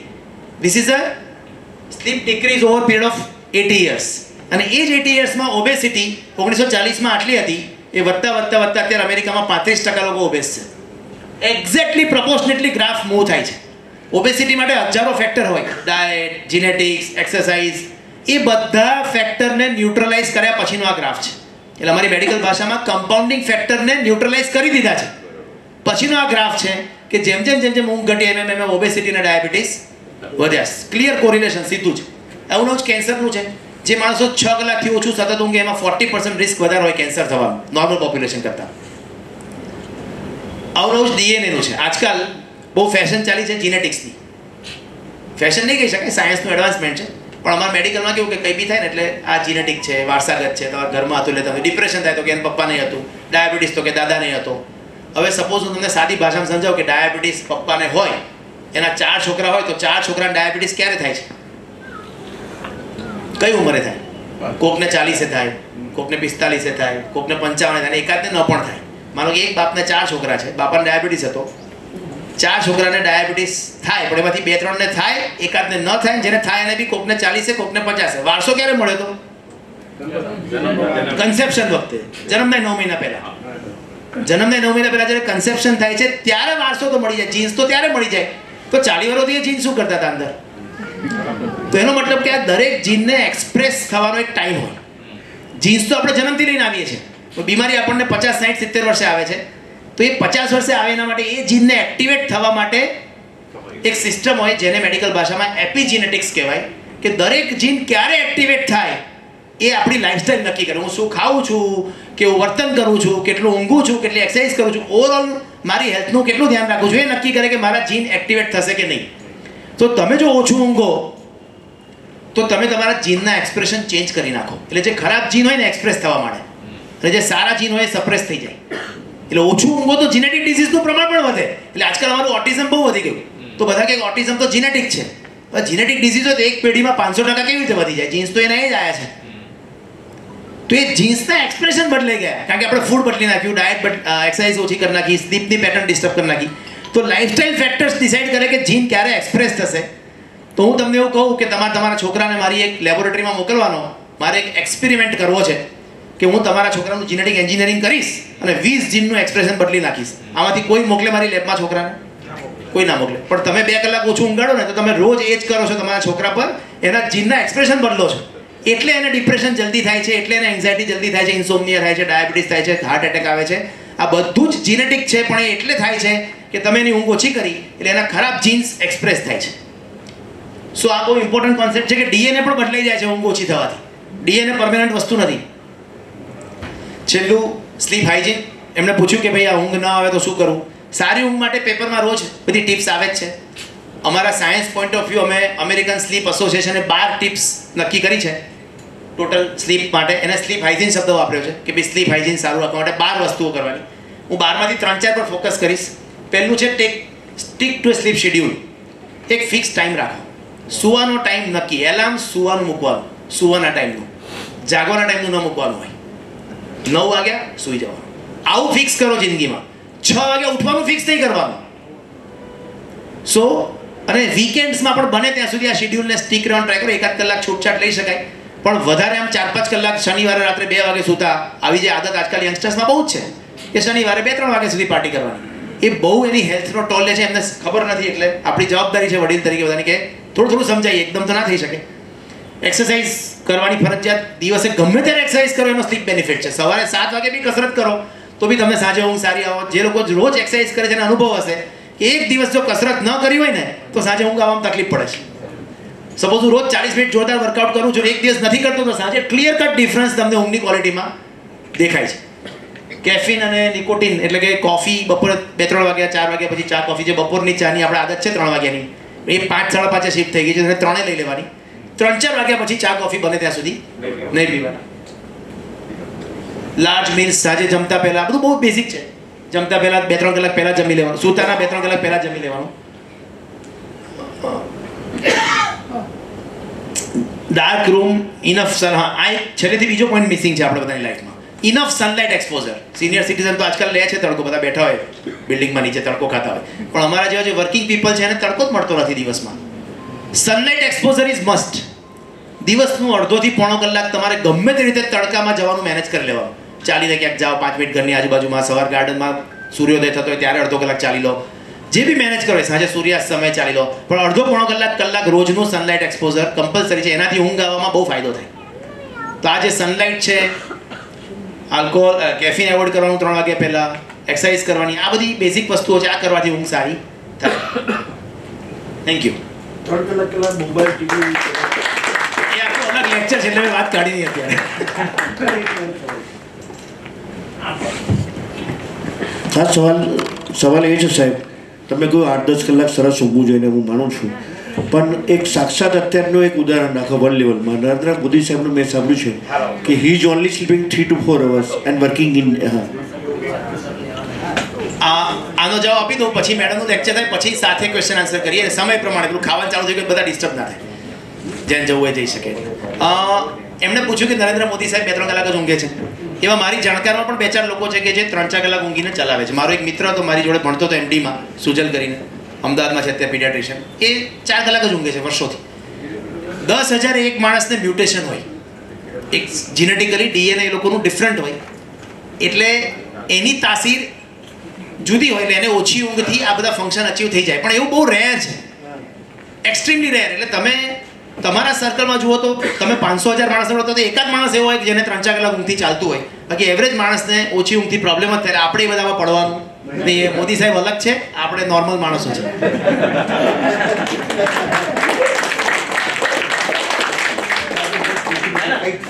છે એવા મ્યુટેશન્સ અને તમારા વિકેટ સવારે આ નાઇટ શિફ્ટ વાળા હોય તો શું કરે ચલો કરી આપણે પછી વાત કરીશું. રીતેશ સરે બહુ ફાઇન સમજાવ્યું છે, એકદમ ડિટેલ્સ કરી છે. અને આ ત્યાર પછી હવે આપણે કોસામેન આવી જાઓ. Good morning. No doubt sleep base છે, 8 કલાકની સ્લીપ, પણ એ સિવાયના 16 કલાકમાં ખરેખર જે સૌથી વધારે એટ્રેક્ટિવ લ્યુક્રેટિવ હોય તો એ શું છે? ફૂડ. બરાબર. જે 4 આપણે કીધા એમાં સૌથી વધારે જે એટ્રેક્ટિવ વસ્તુ છે એ આપણને લાગે છે કે ફૂડ છે. તો સાહેબની જે સ્લાઇડ્સ હતી એ બ્લેક એન્ડ વ્હાઇટ હતી, પણ આપણી ઘણી જ કલરફુલ રહેવાની છે. તો ફૂડ વિશે સમાજમાં, ઘરમાં બધાના પોતાના અલગ અલગ મંતવ્ય હોય છે. શું ખાવું નહીં ખાવું એના વિશે તો કેટલા બધા ઝઘડા પણ ઘરમાં થઈ જાય. બરાબર છે. તો આપણે ઇન્ફોર્મેશન ક્યાંથી લઈએ છીએ? આ બધી તો ગૂગલમાંથી લઈએ છીએ, વોટ્સએપમાંથી લઈએ છીએ, એડવર્ટાઇઝમેન્ટ, હવે તો વધારે પડતું એડવર્ટાઇઝમેન્ટમાંથી આપણે લઈએ છીએ આ બધી ઇન્ફોર્મેશન. પછી ડૉક્ટર્સ પાસે જઈએ ત્યારે શું ખાવું નહીં ખાવું એ આપણને કહે છે. પાર્ટીઝમાં, ફંક્શનમાં, સોશિયલાઇઝિંગમાં ફૂડની હેબિટ્સની બધી વાતો થાય છે. પણ જે મેઇન વસ્તુ છે એ છે ઘર. બરાબર. જે ટ્રેડિશનથી ચાલ્યું આવે છે કે અમારે ત્યાં તો પહેલેથી આવું ખવાય છે. બરાબર.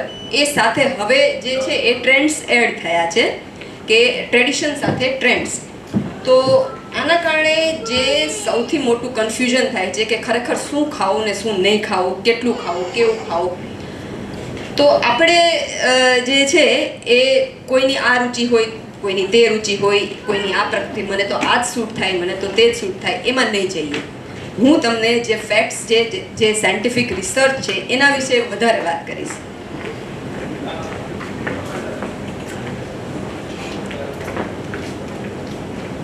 તો હવે એ બાબતે આપણે જે થાય એટલું કન્ફ્યુઝન ક્લિયર કરવાની કોશિશ કરીશું.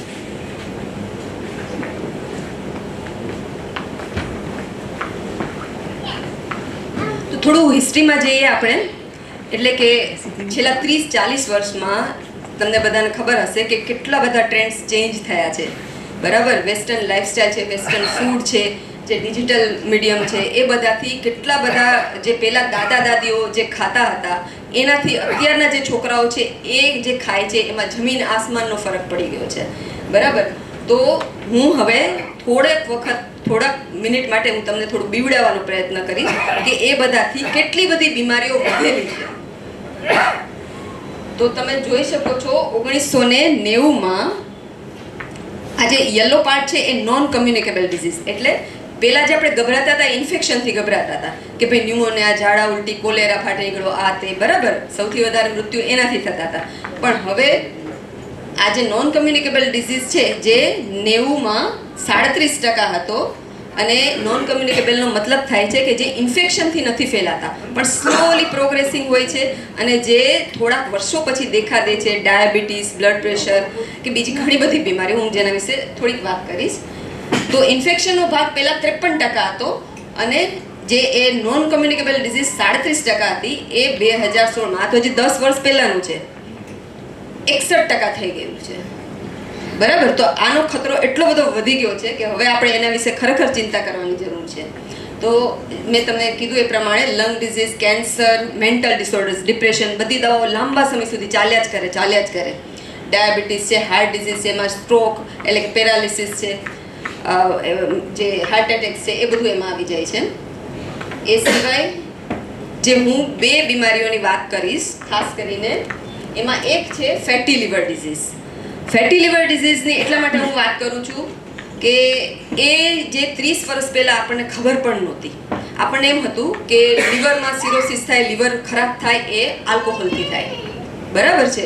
પણ હવે એ ડેટા સામે આવે છે કે મોટા ભાગની લિવરની પ્રોબ્લેમ હવે લાઇફસ્ટાઇલથી થાય છે, ફૂડથી થાય છે, અનહેલ્ધી ફૂડથી. બરાબર. તો હવે એના વિશે હું કહીશ. જે આ જે લિવર છે એ નોર્મલ છે અને આ જે છે એમાં ફેટ જમા થઈ ગઈ છે. તો જે 1990માં 21% હતું એ અત્યારે 37% થઈ ગયું છે 2019માં.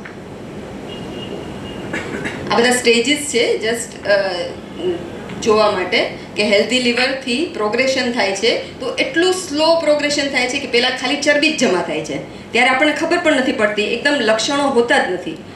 એ પછી ફાઇબ્રોસિસ ચાલુ થાય એટલે ધીમે ધીમે થોડું જે લીવર ખરાબ થવાની ચાલુ થાય અને સિરોસિસ એટલે એન્ડ સ્ટેજ લીવર ડિઝીઝ છે, એ પછી ટ્રાન્સપ્લાન્ટેશન જ કરવું પડે. પણ આ જે 2 સ્ટેજ હોય, ત્રીજું બી અમુક લેવલ સુધી, ત્યારે આ જે બીમારી છે એ રિવર્સિબલ છે, ઇવન ટોટલી રિવર્સિબલ છે જો આપણે લાઇફસ્ટાઈલમાં કે ફૂડ હેબિટ્સમાં ફેરફાર કરીએ તો. પણ એક ખાસા વધારે ફેરફાર કરવા પડે, પછી 5-10% ના થાય. હવે પેપરમાં પણ ઘણા બધા આર્ટિકલ્સ અત્યારે તમે જુઓ છો, ઓબેસિટી ને એ બધા આવે છે. જે ઓબેસિટી છે એટલે કે મેદસ્વીપણું છે, બરાબર, એ છે એ ફેટી લીવર સાથે જોડાયેલું જ છે. હવે એક સ્ટડી જે છે એની વિશે હું વાત કરીશ. એક અપોલો હોસ્પિટલ છે દિલ્હીમાં, ત્યાં પબ્લિક લેવલે એટલે 25 લાખ લોકોમાં સ્ટડી થયો, નોર્મલ પબ્લિક જે આપણે હોય એ જ. તો તેમાં જોવા મળ્યું કે 60% ને ફેટી લીવર છે. લક્ષણો નથી, પણ 60 થી 66% ફેટી લીવર છે, બરાબર. હવે આ જ બધી તકલીફ જે છે એ 10 થી 15 વર્ષમાં પ્રોગ્રેસ થશે જો આપણે ધ્યાન ના રાખીએ તો. અને ખરાબ વાત અત્યારે એ છે કે ફેટી લીવરની શરૂઆત ચાઇલ્ડહુડથી થઈ જાય છે. એટ 10 years 12 years એજ પણ આપણે ફેટી લીવર જોઈએ છે. હવે એ જ બાળક 20 વર્ષનું થાય, 30 વર્ષનું થાય તો એને લીવર ટ્રાન્સપ્લાન્ટની નોબત આવી જાય, બરાબર. એટલા માટે આપણે એવું નથી કે મોટાઓમાં થાય છે, નાનપણમાં થાય છે. એટલા માટે આ વસ્તુનું વધારે ધ્યાન રાખવાની જરૂર છે, બરાબર. એટલે અવગણેલો રોગ પરંતુ સાયલન્ટ કિલર. હવે એક મારો અનુભવ છે કે ફેટી લીવર માટે જ હું મોકલું પેશન્ટને સોનોગ્રાફી કરાવવા માટે. તો સોનોગ્રાફીવાળા ડૉક્ટર કહે છે આને તો ફેટી લીવર છે, એ તો બધામાં હોય છે, એમાં કંઈ બહુ મોટી બીમારી નથી, આ તો અમે જોઈએ જ છે બધામાં. એટલે રેડિયોલોજિસ્ટને કદાચ એની સિરિયસનેસ ના ખબર હોય કે આગળ ઉપર કેટલું સિરિયસ થવાનું છે, પણ એને એ તો ખબર જ છે કે કેટલું કોમન છે. હવે બીજી બીમારીની વાત કરીશ. એટલે ફેટી લીવર શું છે કે બધી બીમારીઓ, કેટલી બધી બીમારીઓ છે એ બધીની જનતા છે, એટલા માટે ખાસ એની વાત કરવાની છે. હવે બીજી છે પોલિસિસ્ટિક ઓવરી ડિસીઝ. ઘણાએ કદાચ સાંભળ્યું હશે આના વિશે, પોલિસિસ્ટિક ઓવરી ડિસીઝ, જે ખાસ કરીને ટીનેજર્સમાં કોમનલી જોવા મળે છે. તો અહીંયા તમે જુઓ છો આ નોર્મલ ઓવરી છે અને આમાં બહુ બધી સિસ્ટ થઈ ગઈ છે, જેના કારણે ઘણા બધા હોર્મોનલ ઇસ્યુ થાય છે, ઓબેસિટી થાય છે અને પ્રિવેલન્સ જે પહેલાં 8% હતો એનું અત્યારે 35% જેટલું થઈ ગયું છે. ઘણા જગ્યાએ 22 છે, ઘણી જગ્યાએ 35% છે, ઘણી 40% સુધી પણ છે, જે સિટી વાઇઝ થોડો ફેર પડતો હોય છે. અને આ પણ ટોટલી લાઇફસ્ટાઈલ અને અનહેલ્ધી ફૂડ્સથી છે. તો એના કારણે કઈ કઈ બીમારીઓ થાય આપણે જોઈએ છે કે obesity, infertility, diabetes, high blood pressure, heart disease, depression, preterm birth અને ઇવન ફેટી લીવર ડિસીઝ પણ પોલિસિસ્ટિકથી થાય છે, બરાબર છે. તો આ જે બે જે મેં તમને બીમારીની વાત કરી એ અનહેલ્ધી ફૂડથી થાય છે, એટલા માટે ખાસ પહેલાં મેં તમને આ બધા વિશે કીધું. હવે આપણે ફૂડ વિશેની વાત કરીશું. એ પહેલાં હું તમને એક જસ્ટ ગટ માઇક્રોબાયોમ વિશે. માઇક્રોબાયોમનો મતલબ એવો થાય કે જે આપણું આંતરડું છે, એટલે કે મોઢાથી લઈ અને ગુદામાર્ગ જે છે ત્યાં સુધીનું, ત્યાં મિલિયન્સ ઓફ માઇક્રોબાયોમ એટલે કે બેક્ટેરિયા, જીવાણુઓ છે, જે આપણા બોડીને ઘણા અંશે કંટ્રોલ કરે છે, બરાબર. ઇવન એને સેકન્ડ બ્રેઇન પણ કહેવાય છે, કેમ કે બધા હોર્મોન્સ, ન્યુરોકેમિકલ્સ એ બધું જ ત્યાંથી રિલીઝ થાય છે અને એ જે બ્રેઇન સુધી પહોંચે છે અને એ જે ડિપ્રેશનને એ બધું જ કંટ્રોલ કરે છે. તો એ કહેવાનો હેતુ એટલા માટે છે કે જેમ સાહેબે વાત કરી કે જીનેટિક્સ આપણે એમ ગણતા હતા કે અમારા ઘરમાં તો બધા જાડા જ છે, અમારા ઘરમાં તો આવી જ રીતના છે, અમે 2 જાડા છીએ એટલે છોકરું પણ જાડું જ છે, બરાબર છે. તો એનો મતલબ એવો થાય છે કે ઘણીવાર ખાલી જીનેટિક્સ નહીં, પણ જે ફેમિલીનું એન્વાયરમેન્ટ હોય, ફૂડની હેબિટ્સ હોય, એ કંટ્રોલ કરતું હોય એ ઓબેસિટીને. તો જીનેટિક્સ છે જે માઇક્રોબાયોમ એટલે કે આપણા આંતરડાની અંદરના બેક્ટેરિયાના જે જીનેટિક્સ છે એ 99% છે અને આપણા બોડીનું જે છે એટલે આપણા જે હ્યુમન સેલ્સ છે એનું જેનેટિક ઓનલી 1% છે. એટલે જીનેટિક્સ છે, નો ડાઉટ છે, પણ એને મોડિફાઈ એટલે કે એને એક્સપ્રેસ કરવામાં આપણા વાતાવરણનો બહુ બધો આધાર છે અને એ જે વાતાવરણ છે એના જ કારણે જે અંદરના જીવાણુઓ હોય એ ચેન્જ થતા હોય, ઓવરલી ચેન્જ થતા હોય, દર કલાકે એમાં ચેન્જીસ આવતા હોય. તો જે વાતાવરણમાંથી લે છે બેક્ટેરિયા, એના વિશેની થોડીક વાત છે. તો બાળક જે છે જન્મે ત્યારથી લઈને 3 વર્ષ સુધીમાં લગભગ જે ટોટલ અમાઉન્ટ ઓફ જીવાણુ જે માઇક્રોબાયોમ હોય એ 3 વર્ષ સુધીમાં બધા જ ડેવલપ થઈ જાય છે. એ પછી ખાલી ને ખાલી ડાયવર્સિટી એટલે કે એનામાં વેરાયટીમાં ચેન્જ આવ્યા કરે છે, અને જે આપણી લાઈફસ્ટાઈલને કારણે હોય છે. તો એમાં જે ફેરફાર થાય જે ડાયટમાં, એના કારણે ગટ માઇક્રોબાયોમમાં જે ચેન્જીસ આવે એને આપણે ડિસબાયોસિસ કહીએ, જેના કારણે આ બધી લાઈફસ્ટાઈલ બીમારીઓ થાય છે. એના જ વિશે છે. હવે સોલ્યુશન કરવાનું શું આપણે? તો જે સોલ્યુશન છે એમાં હું જેનો રેફરન્સ લઈ રહી છું એ છે ડાયટરી ગાઈડલાઇન્સ ફોર ઇન્ડિયન્સ. આ જે નેશનલ ઇન્સ્ટિટ્યૂટ ઓફ ન્યુટ્રિશનની આપણી સરકારે જ બનાવેલી ગાઈડલાઇન છે, જે 2025માં જ રિલીઝ કરેલી છે એમણે. તો આપણે એનો રેફરન્સ લઈને વાત કરીશું, એટલે મારી તમારી આની રુચિ તેની રુચિ પ્રકૃતિ એ પ્રમાણેની આમ તેમ વાતો ના થાય. તો સૌથી પહેલાં ખાવું શું નહીં ખાવું એના પહેલાં એનું બિહેવિયર ડેવલપ કરવાનું હોય. બિહેવિયરનો મતલબ શું છે કે જે બાળક છે આપણે કહીએ 3 વર્ષે આવે ને તો એમ કે આને તો આ જ ખાવાની આદત છે, આ તો પેલું લેતું જ નથી, આને તો આ ભાવતું જ નથી. હવે 3 વર્ષે કોઈને ભાવતું ના ભાવતું હોય એ આપણે માની ના શકીએ, બરાબર. પણ જે 6 મહિને બાળક જ્યારે ઉપરનો ખોરાક લેતું થાય ત્યારે આપણે જેટલા વિવિધ પ્રકારના ટેસ્ટ એને આપીએ, બરાબર, તો એટલું એનામાં વધારે આગળ ઉપર વધારે ને વધારે અલગ અલગ પ્રકારના ફૂડ્સ લેવાની આદત બનતી જશે, બરાબર. નહીતર શું થશે કે બાળપણમાં જે ખાધું હોય એ જ આખી જિંદગી બાળક એટલે કે મોટું થઈને પણ એ માણસ એ જ ખાતું રહેશે. એની રુચિ અલગ અલગ વસ્તુમાં ડેવલપ જ નહીં થાય, સિવાય કે એ બહુ જ અવેર થયું હોય હેલ્થ બાબતે અને નવું ટ્રાય કરવાની એનામાં હોય. તો અર્લી લાઈફ એક્સપિરિયન્સીસ એમાં સૌથી મોટો રોલ કોનો છે? પેરેન્ટ્સનો છે, ઇવન દાદા દાદીનો છે. તો જે પેરેન્ટ્સ જે છે એ જે પ્રકારની સ્ટ્રેટેજી અપનાવશે ફીડિંગ ખવડાવવા બાબતેની એ પ્રમાણેનું.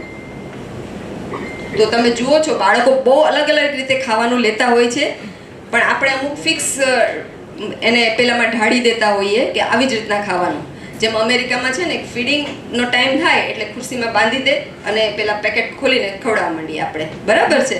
જ્યારે આપણે ત્યાં ઘરમાં ગમે ત્યાં બાળક ખાતું હોય અને એનાથી થાય શું કે હાઇજીનનું જે આપણે વધારે પડતું થઈ ગયું છે એ ત્યાંથી આવેલું છે, જ્યાં એલર્જીસ ને બધી જ બીમારીઓ વધારે કોમન છે. જે મેં આ વાત કરી બધી જ બીમારીઓ ત્યાં સૌથી વધારે કોમન છે, ત્યાંથી આપણામાં અત્યારે હવે આવી રહી છે, બરાબર. તો હાઇજીનનું એટલું બધું ધ્યાન નહીં રાખવાનું, નહીંતર શું છે કે જે ડેવલપ થવું હશે ને બાળક જે રીતનું એ નહીં થઈ શકે. તો પોઝિટિવ રોલ મોડેલ તરીકે આપણે મોટાઓએ જ બનવાનું છે, બરાબર. મોટાઓ એમ કહેશે કે ભાઈ મને આ જ ફાવે, મને તે જ ફાવે, તો બાળકનું એ જ થવાનું છે. અને ફેમિલી પિયર્સ એ સિવાય, ઘર સિવાય જે બીજા ફેમિલી મેમ્બર્સ આવે, જે એના ફ્રેન્ડ્સ હશે, જે બહારની પાર્ટીઝમાં જશે, એ ઉપરથી બી વધારે સોસાયટીથી બી વધારે ઇન્ફ્લુઅન્સ થશે. પણ સૌથી વધારે છતાંય મેઇન રોલ ઘરનો જ છે, બરાબર. ઘરમાં બાળક બરાબર સમજીને એ આપણે કરતા હશું તો એ બહારથી એટલો અફેક્ટ નહીં થાય. તો આ બર્થડે કેક્સના ફોટો છે, બરાબર. હવે આપણે એમ વિચારીએ કે બર્થડે પાર્ટીમાં તો એવું જ કરવું પડે જેવું બધા કરતા હોઈએ, બરાબર. પણ આપણે એક્ઝામ્પલ સેટ કરવું હોય તો આપણે કરી જ શકીએ. જો આપણામાં એટલો કોન્ફિડન્સ હોય, આપણે હેલ્થ બાબતે એટલા અવેર હોઈએ તો જે મિલેટ્સની કેક બી અત્યારે બને છે, ફ્રૂટ કેક્સ બી બને છે, તો આપણે એ પ્રમાણે રાખેલું હોય તો ઘરમાં જે બીજા લોકો આવે એ પણ જોવે અને એ લોકો બી એને મિમિક કરવાની કોશિશ કરશે, બરાબર. તો સોસાયટી તો કઈ રીતના બદલાય? ઇન્ડિવિજ્યુઅલ બદલાય, ઘર બદલાય, એ રીતના સોસાયટી બદલાય. અને સોસાયટી બદલાય તો ડિમાન્ડ છે એ શિફ્ટ થાય, એટલે જેની ડિમાન્ડ વધશે એ પ્રકારનું માર્કેટ બનશે, બરાબર. તો એ રીતના આપણે એમ વિચારવાની જરૂરત જ નથી કે આપણે એકલા શું કરી શકીએ. તો અનહેલ્ધી ડાયટ એટલે ટોટલ ડિઝીઝ બર્ડન છે ને એમાંનું 56% અનહેલ્ધી ડાયટથી છે. તો હવે ફૂડ કેવું હોવું જોઈએ? હવે હું તમને ડાયટિશિયનની જેમ ડાયટ ચાર્ટ નથી આપવાની, બરાબર, કે આ સમય આ સમય આ. એ બધામાં આપણી સ્વતંત્રતા હોવી જોઈએ, પણ ખાવાનું કેવું હોવું જોઈએ એનું બેઝિક નોલેજ આપણને હોવું જોઈએ, જેમાં મેઇન છે આ 3 વસ્તુ: હોલસમ, બેલેન્સ અને વેરાયટી. એ સિવાય બી છે ફૂડ, એ બાબતે તો આપણે વાત કરવાની નથી. તો જો જે સૌથી પહેલું જે છે એ છે હોલસમ. હોલસમનો મતલબ છે આખું. કોઈ બી ખોરાક આપણે ખાઈએ છીએ તો સૌથી પહેલાં એ કેટલું આખું છે એ આપણે જોવાનું છે. હવે આમાં આપણે ઘઉં સૌથી વધારે ખાઈએ છીએ એટલે મેં ઘઉંનું એક્ઝામ્પલ આપેલું છે. તો આ જે ઘઉં છે, બરાબર, તો હોલ વ્હીટ ફ્લોર એટલે આખા ઘઉંનો જે આપણે લોટ છે એમાં 10 થી 12 ગ્રામ ટોટલ ફાઈબર હોય છે, જ્યારે મેંદો હોય એમાં 2 થી 3 ગ્રામ હોય. બરાબર. એ સિવાય બી બીજું બી ઘણું બધું ન્યુટ્રિશન લોસ થાય છે જ્યારે એ આખા ઘઉંમાંથી મેંદો થાય છે. મેંદો થવું એટલે શું? તો કે આ ઘઉં છે એની આ જે ઉપરનું જે લેયર છે એ છે મેઇન ફાઈબર, અને અંદર જર્મ છે, ન્યુક્લિયસ જેવું કહેવાય. એમાં સૌથી વધારે ન્યુટ્રિશન, વિટામિન્સ, ઈ અને હેલ્ધી ફેટ્સ હોય છે. હવે મેંદામાં શું થાય છે, જે આ જે અંદરનો સફેદ ભાગ ચીકણો એ જ છે લોટ તરીકે, એટલે ન્યુટ્રિશન ઘણું બધું એમાં લોસ થઈ જાય છે. આપણે સફેદ કરી અને બધું સફેદ ગમે, પણ બધું જ આ જે સફેદ વસ્તુ છે એ મેંદો છે. બરાબર છે. એટલે આ થયું આખાનું એક એક્ઝામ્પલ. એવી જ રીતના છે કોઈ બી કઠોળ તમે લઈ લો, તો જેમ આપણે પલાળીએ 8-10 કલાક અને પછી એને ગ્રાઇન્ડ કરી કે એની ખીચડી કરીએ કે એ રીતના કરીએ તો એની ન્યુટ્રિશનલ વેલ્યુ ડેફિનેટલી વધારે છે, પણ તમે એને લોટ કરો એ રીતના એની ન્યુટ્રિશનલ વેલ્યુ ઓછી થતી જાય છે. જેમ કે આ આખા ઘઉં છે, બરાબર. પછી આપણે, તમને ખબર છે, દલિયા, લાપસી, ફાડા, થૂલી, બરાબર, આ બધું છે બ્રોકન વીટ્સ. છોકરાઓને આપણે દલિયા આપીએ. કેમ આપીએ? કેમ કે એમાં સૌથી વધારે ન્યુટ્રિશન વેલ્યુ છે. આખા ઘઉં તો આપણે ના આપીએ, પણ બ્રોકન વીટ્સ આરામથી આપી શકીએ. પછી એનું રવા થાય, સોજી થાય અને એનો મેંદો બને. જેમ જેમ જેમ જેમ ધીમું આ રીતના ફાઇન થતું જાય લોટ, એ રીતના એનું ન્યુટ્રિશનલ ડાઉન થતું જાય. બરાબર છે. એટલે આ આપણે યાદ રાખવાની જરૂર છે. હવે મારી પાસે પેશન્ટ આવે તો એને હું રવો કેમાંથી બને છે એ નથી ખબર હોતી, તો આપણું મૂળ જે કન્ટેન્ટ છે, જે આપણે ખાઈએ છીએ, લાવીએ છીએ, એનું મૂળ શું છે એ હંમેશા જાણવાની કોશિશ કરીએ. લખેલું હોય જ છે પેકેટ પર, બરાબર, કે આ ઘઉંમાંથી બનેલું હોય છે. એવી જ રીતના મગ છે, મઠ છે, કોઈ બી કઠોળ છે, તો એને આપણે પલાળી અને પછી જે અંકુરિત કરીએ તો એનું સૌથી વધારે ન્યુટ્રિશન હોય. પછી એને બાફીએ એટલે ઓછું થતું જાય. પછી એ જે મગ છે એને દાળ કરીએ, ફોતરા કાઢેલી મગની મોગર દાળ, બરાબર, તો એનું ન્યુટ્રિશન ઓર ઓછું થઈ જાય છે. અને જ્યારે એને લોટ કરી અને એનો શીરો બનાવીએ, જેમાં ખાંડ નાખીએ, ઘી, ઓઇલ જે નાખવું હોય તે, ત્યારે એનું પતી જાય. બરાબર. જેટલું પ્રોસેસિંગ એનું કહીશ તમને થોડુંક આગળ કે કેટલી પ્રોસેસિંગ આપણે, અને આપણને એટલી આદત પડી ગઈ છે ને કે આપણા માટે બહુ નોર્મલ થઈ ગયું છે. તો બીજી વસ્તુ છે હોલસમ, પછી બેલેન્સ. બરાબર છે. તો આ ICMR નો જ એક ડાયાગ્રામ છે કે બેલેન્સ શું છે. હવે આમાં બેલેન્સમાં તમારે ગ્રોસ શું યાદ રાખવાનું, તમે આમાં જોઈ શકો છો. 50% થાળી જે છે એમાં ફ્રૂટ્સ, વેજીટેબલ્સ અને સેલડ્સ છે. બરાબર છે. તો કોઈ બી ખોરાક તમે લો, સવાર, બપોર, સાંજ, કે પછી ચલો એક ટાઈમનો ના જુઓ ને આખા દિવસનો જુઓ, તો એમાં બી તમારે એટલું ચેક કરવાનું છે કે એમાં 50% આ ભાગ છે કે નથી. બરાબર છે. એટલે આ એક વસ્તુ થઈ. એ સિવાય છે બીજા 40%માં અનાજ. કઠોળ જે થાય એટલા આપણે ઓઇલના રીતે નહીં, પણ નટ્સ, સીડ્સના રીતે લેવાના છે. ઓઇલ સીડ્સ, બરાબર. એમાં શું આવે તો કે તલ આવે, સિંગદાણા આવે, કે બધી હવે તો સૂર્યમુખીના બીજ ને એવું ઘણું બધું આવે છે. બરાબર. તો એ બધું જ આપણે લઈ શકીએ. અને ડેરી છે, ડેરીમાં આપણે, હું હેલ્ધીમાં બટરમિલ્ક કે કર્ડ એ બેને જ માનું છું. દૂધને પછી એડલ્ટમાં હું કન્સિડર નથી કરતી નેસેસરી ડાયટ તરીકે. બરાબર. અને કેલ્શિયમની ને એ પ્રોટીનની વાત કરીએ તો એના ઘણા બધા સોર્સિસ સારા અવેલેબલ છે. કેલ્શિયમ જેમ કે છે તો 100 ml દૂધમાં જેટલું અવેલેબલ છે, તો ના 1000 ml દૂધમાં એટલું 100 મિલીગ્રામ તલમાં છે calcium. Very high source of calcium તલ છે. બરાબર છે. તો આપણે કોઈ બી રીતે તલ ખાવાની કોશિશ કરીએ રોજના, જે આપણા ટ્રેડિશનમાં છે જ, પણ એને ખાલી એના પ્રત્યે અવેર થવાની જરૂર છે. તો આ જે છે હવે વેરાયટી છે. બરાબર. એવું નહીં કે 3 ટાઈમ ઘઉં ખાઈએ કે 2 ટાઈમ ઘઉં ખાઈએ. હવે બહુ બધા હવે સરકાર જે મિલેટ ફેસ્ટિવલ છે એનાથી આપણે પ્રમોટ કરે જ છે અલગ અલગ પ્રકારના મિલેટ્સ એટલે શું છે, કોઈ નવી વસ્તુ નથી એ, બરાબર, એ જૂની વસ્તુ છે, એકચ્યુઅલી બહુ જૂની વસ્તુ છે. આપણા દાદાઓની વાત કરો તો એ લોકો બાજરો ખાતા હતા, પછી શું કહેવાય જુવાર ખાતા હતા, બરાબર. હવે એ લોકલ મિલેટ્સ બધા અલગ અલગ પ્રકારના હોય છે. મહારાષ્ટ્રમાં અલગ મિલેટ્સ હોય, પછી સૌરાષ્ટ્રમાં અલગ હોય. સૌરાષ્ટ્રમાં બાજરો જુવાર વધારે ખાતા હોય, તો રાગીને બધું ડાંગ બાજુ વધારે ખવાતું હોય. તો આ રીતના મિલેટ્સ અલગ અલગ લોકલ વેરાયટી છે. તો આપણે લોકલમાં જે મિલેટ્સ થતા હોય એ ખાઈ શકાય, એવું જરૂર નથી કે પેલા અમેરિકાથી કિનોઆ ને એવા જ મંગાવવા આપણે, બરાબર છે. તો વેરાયટી બધા જમાં છે, અનાજમાં છે, કઠોળમાં છે, રોજ અલગ અલગ પ્રકારની. અમે ઘરે એવું જ કરીએ છીએ કે રોજ તુવેરની દાળ નહીં, પણ મગની, અડદની, મસૂરની અલગ અલગ પ્રકારની દાળ આપણે બનાવીએ. ફ્રૂટ્સ, વેજીટેબલ્સ લોકલ સિઝનલ જે બી આવતા હોય તે અલગ અલગ પ્રકારના ખાઈએ. એવું નહીં કે મારા છોકરાને તો આ એક જ ભાવે છે, પણ આપણે એક્સપોઝ તો કરીએ. કોઈ ચાટ મસાલો નાખીએ, કોઈ ડેકોરેટ કરીને અલગ અલગ વેરાયટીમાં, અલગ અલગ ફોર્મમાં, બરાબર, એ આપણું કામ છે. તો હેલ્ધી ફૂડ જુઓ છો તમે કેટલું બધું એટ્રેક્ટિવ લાગે છે, બરાબર. તો આપણે શરૂઆત જ્યારે આદત પાડવાની હોય ત્યારે હંમેશા એને એટ્રેક્ટિવ બનાવવાની થોડીક કોશિશ તો કરવી જ પડે, છોકરાઓ માટે ખાસ, બરાબર. એને થાય એટલું ટેસ્ટી કરવાની કોશિશ કરવી જ પડે.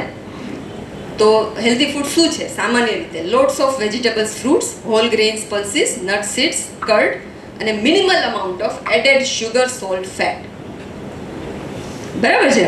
એટલે ક્રોસ આટલું યાદ રાખવાનું છે.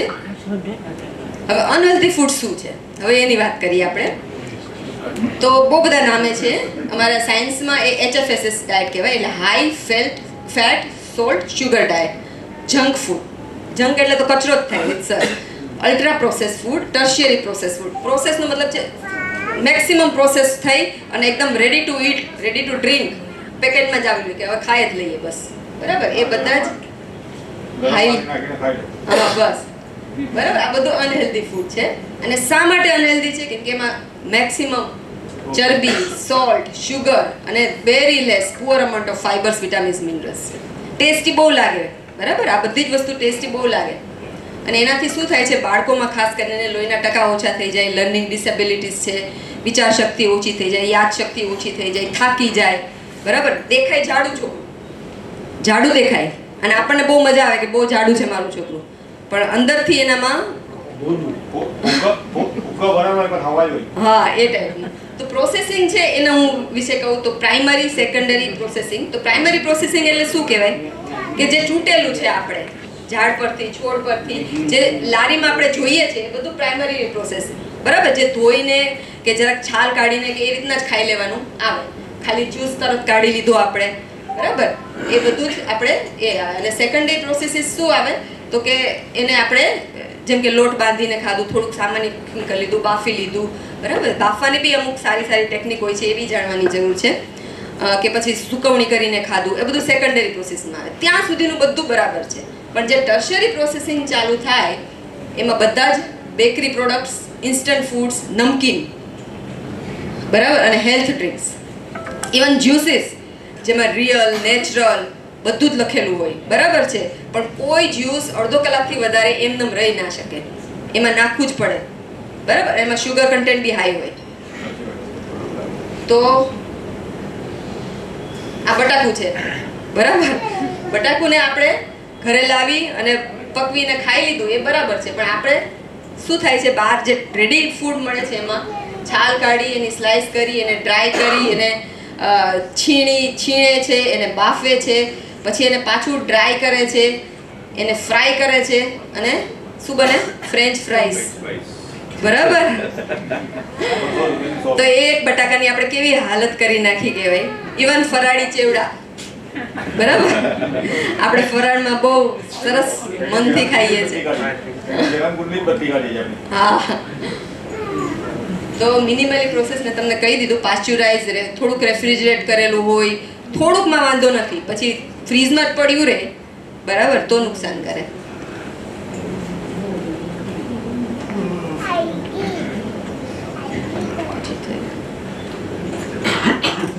તો બધા સોસ, આ બધું જ અનહેલ્ધી ફૂડમાં આવે છે. બધા સોસ, ચીઝ, મેયોનીઝ, ફ્રૂટ જેમ, cold drinks, biscuits, cookies, breakfast serials, even breakfast serials અને હેલ્થ ડ્રિંક્સ, આ બધું જ અનહેલ્ધી ફૂડમાં આવે છે. હવે આ બિલકુલ અવોઇડ ના થાય તો આપણને ખબર તો હોવી જ જોઈએ કે આ અનહેલ્ધી છે તો ઓટોમેટિક એ અવોઇડ થશે અથવા તો ઓટોમેટિક ઓછી ક્વોન્ટિટીમાં લેવાશે આપણાથી. હવે થોડીક શુગર વિશે તો ટૂંકમાં કહી દઉં છું કે 2 વર્ષથી નાના છોકરા માટે એડેડ શુગર નથી વાપરવાની. એડેડ શુગરનો મતલબ ઉપરથી કંઈ બી નાખીએ, ખાંડ, ગોળ, મધ, એ બધું જ એડેડ શુગરમાં આવે. બરાબર? જે નેચરલ ફ્રૂટ્સની હોય, વેજીટેબલ્સની શુગર હોય એ જ બરાબર છે. અને 6 ચમચ આ એડેડ શુગરમાં આ છે, બધા જ આવી જાય. અને તમે જોઈ શકો છો કે શુગર જે હેલ્થ ડ્રિંક્સ જે બાળકો લેતા હોય છે એમાં મેક્સિમમ કોલ્ડ ડ્રિંક્સમાં હોય છે. કોલ્ડ ડ્રિંક્સમાં મેક્સિમમ શુગર હોય છે. બરાબર? એ પછી આપણે કોફી, જે કોલ્ડ કોફી, એમાં બી ઘણા જ્યુસ હોય છે. ઇવન જ્યુસીસમાં બી શુગર એડેડ હોય છે. તો જે નેચરલી આપણે એડેડ શુગર અલાઉડ જે છે એ 5 થી 6 ચમચી આખા દિવસની છે કોઈ બી બાળક માટે. બરાબર છે? અને એ એક એડિક્ટિંગ ડ્રગ જેવું કામ કરે છે. એની આદત પડી જાય છે, એના વગર ચાલે નહીં કે મને તો આ કોફી આટલી જ ગળી જોઈએ. બરાબર છે? તો એવી આદત પડી જાય છે. તમે જે પહેલેથી ઓછા શુગરની આદત પાડી હોય તો એવી આદત પડે. સોલ્ટની વાત કરીએ તો એટલું હિડન સોલ્ટ હોય છે આપણને ખબર પણ નથી હોતી. જેમ કે બેકરી આઇટમ્સ આપણે દેખીતું સોલ્ટ ફીલ નથી થતું, પણ એમાં કેટલું બધું સોડા બાયકા હોય છે. તો જે અમે સોલ્ટ રિસ્ટ્રિક્ટેડ ડાયટ કહીએ ને અમુક જે બીમારી હોય એમાં, તો એમાં અમે બેકરી આઇટમ્સ ટોટલી ના પાડી દઈએ. બરાબર? એ સિવાય આ તો તમને ખબર જ છે, પાપડ, અથાણા અને ચિપ્સ, નમકીન એ બધા જ હાઈ સોલ્ટ ડાયટમાં આવે. તો પહેલેથી જ નાનપણથી જ લેસ ધેન 2 યર્સનું હોય બાળક ત્યારે જ ઓછા સોલ્ટની આદત પાડીએ.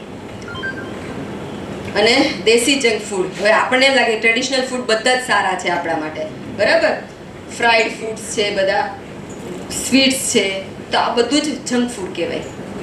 બરાબર છે? હા, એડેડ શુગર એટલું યાદ રાખવાનું. ઉપરથી ખાંડ નાખેલી છે એ મીઠાઈ છે. બરાબર? એટલે એને કેટલી વાપરવી, એનું મોડરેશન, એનો વિવેક એ આપણે જોવાનું છે. બરાબર? જેમ કે ગુલાબ જાંબુ 1 થી ચાલે હોય તો 5 ના ખાવા. બરાબર છે? એને વિવેક કહેવાય.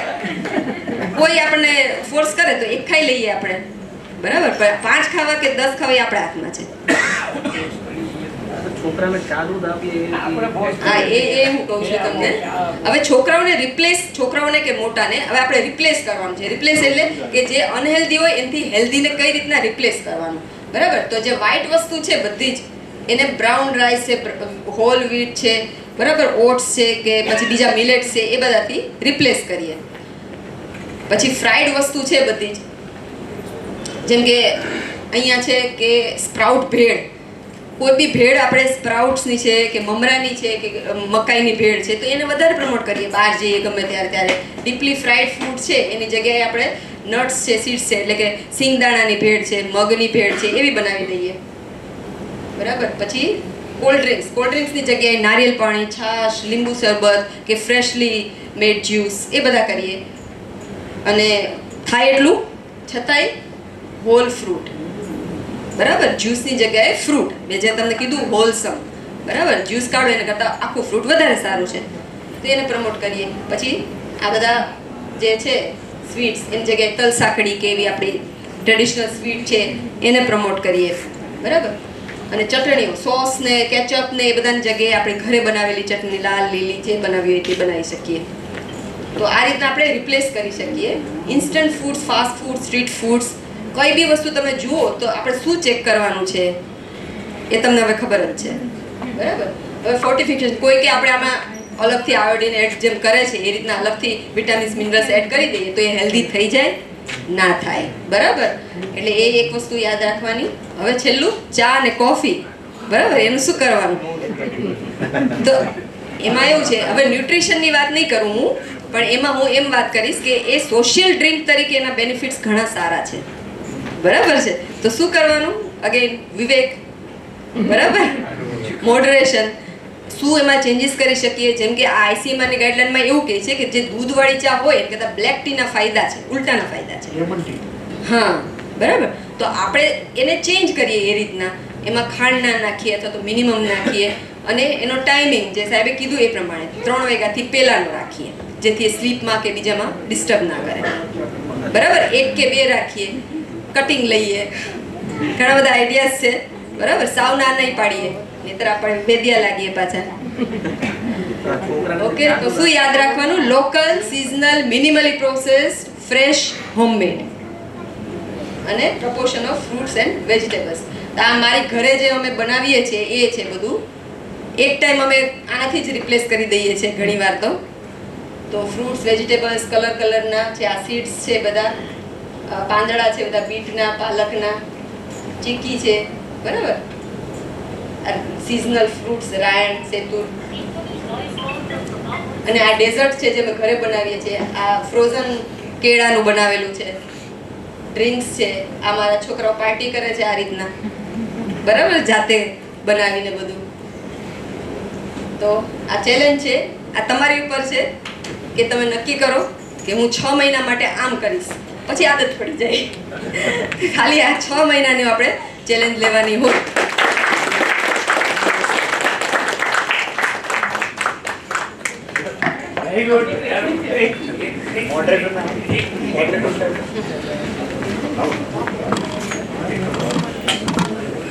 ઉષા મેડમ માટે પ્લીઝ જરાક બેસો.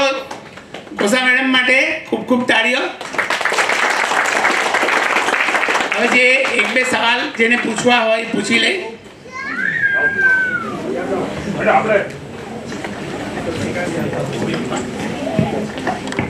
હેલો, નમસ્કાર. આપણે ભોજન સાથે આજે ફ્રૂટ લઈ શકાય? સાથે ભોજન ને ફ્રૂટ સાથે એમ રોટલી જે જમતા આપણે જનરલી જમવા પહેલા લેવા માટે એટલે કેટલા પહેલા? એનો જે ઇન્ટેસ્ટિનલ જે મૂવમેન્ટ ટાઈમ છે હા, ડિફરન્ટ.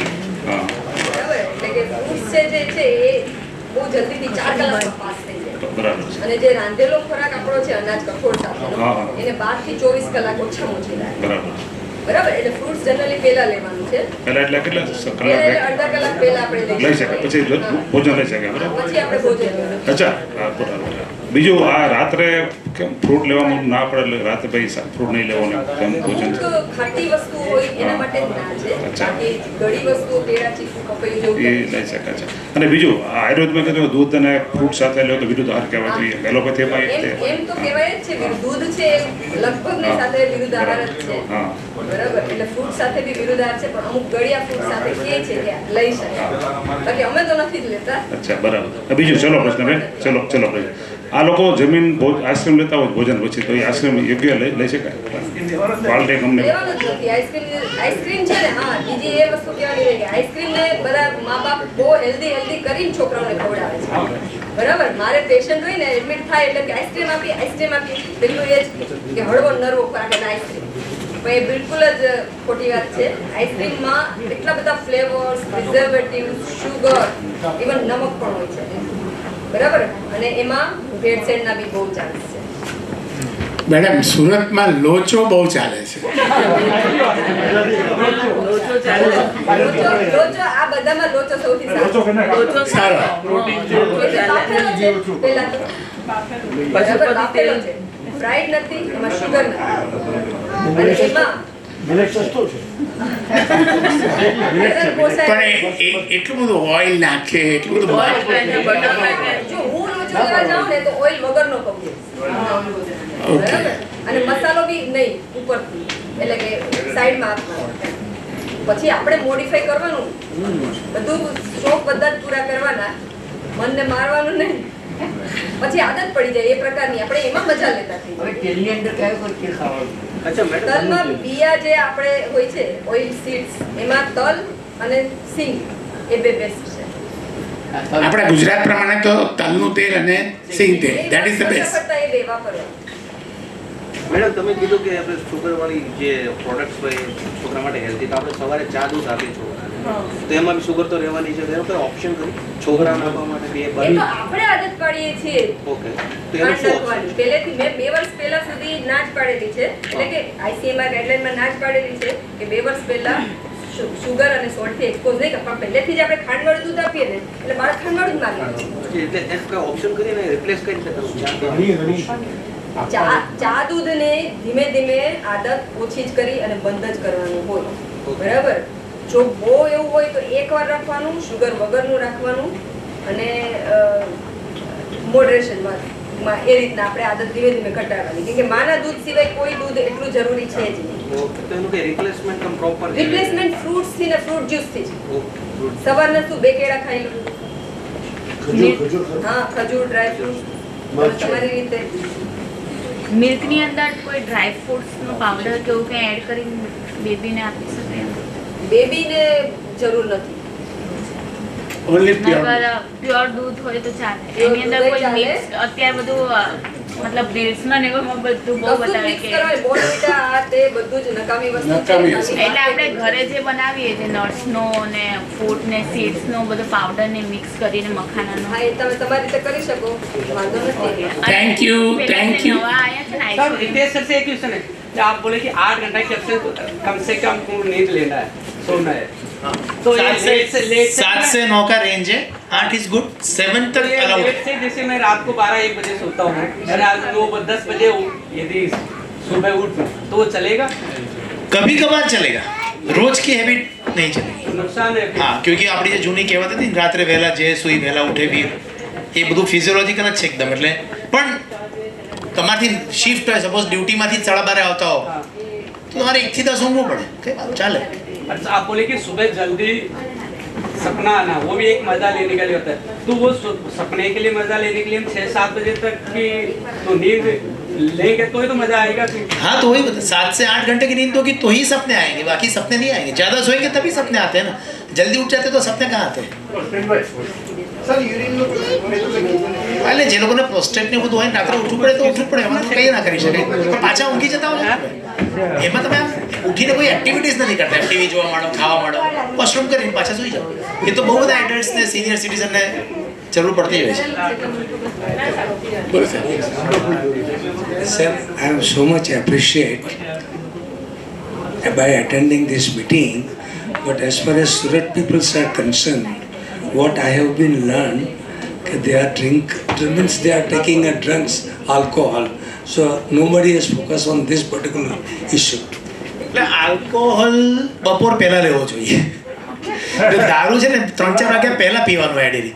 આપણે સાંજે દારૂ પીએ બધા, એટલે સાંજે દારૂ પીને પછી ઊંઘ મસ્ત આવે, પણ ખરેખર ઊંઘ ના હોય, એ સિડેશન હોય. જે તો ઊંઘની ગોળી લઈને માણસને ઘેર આવીએ તો ઊંઘના જે બેનિફિટ્સ છે ને, એ આલ્કોહોલથી જે ઊંઘ આવે એમાં ન મળે. એટલે આલ્કોહોલ પણ બપોરે 3-4 વાગ્યા પછી અવોઇડ કરવો જોઈએ. અઠવાડિયે 10 દિવસે એકવાર ઠીક છે.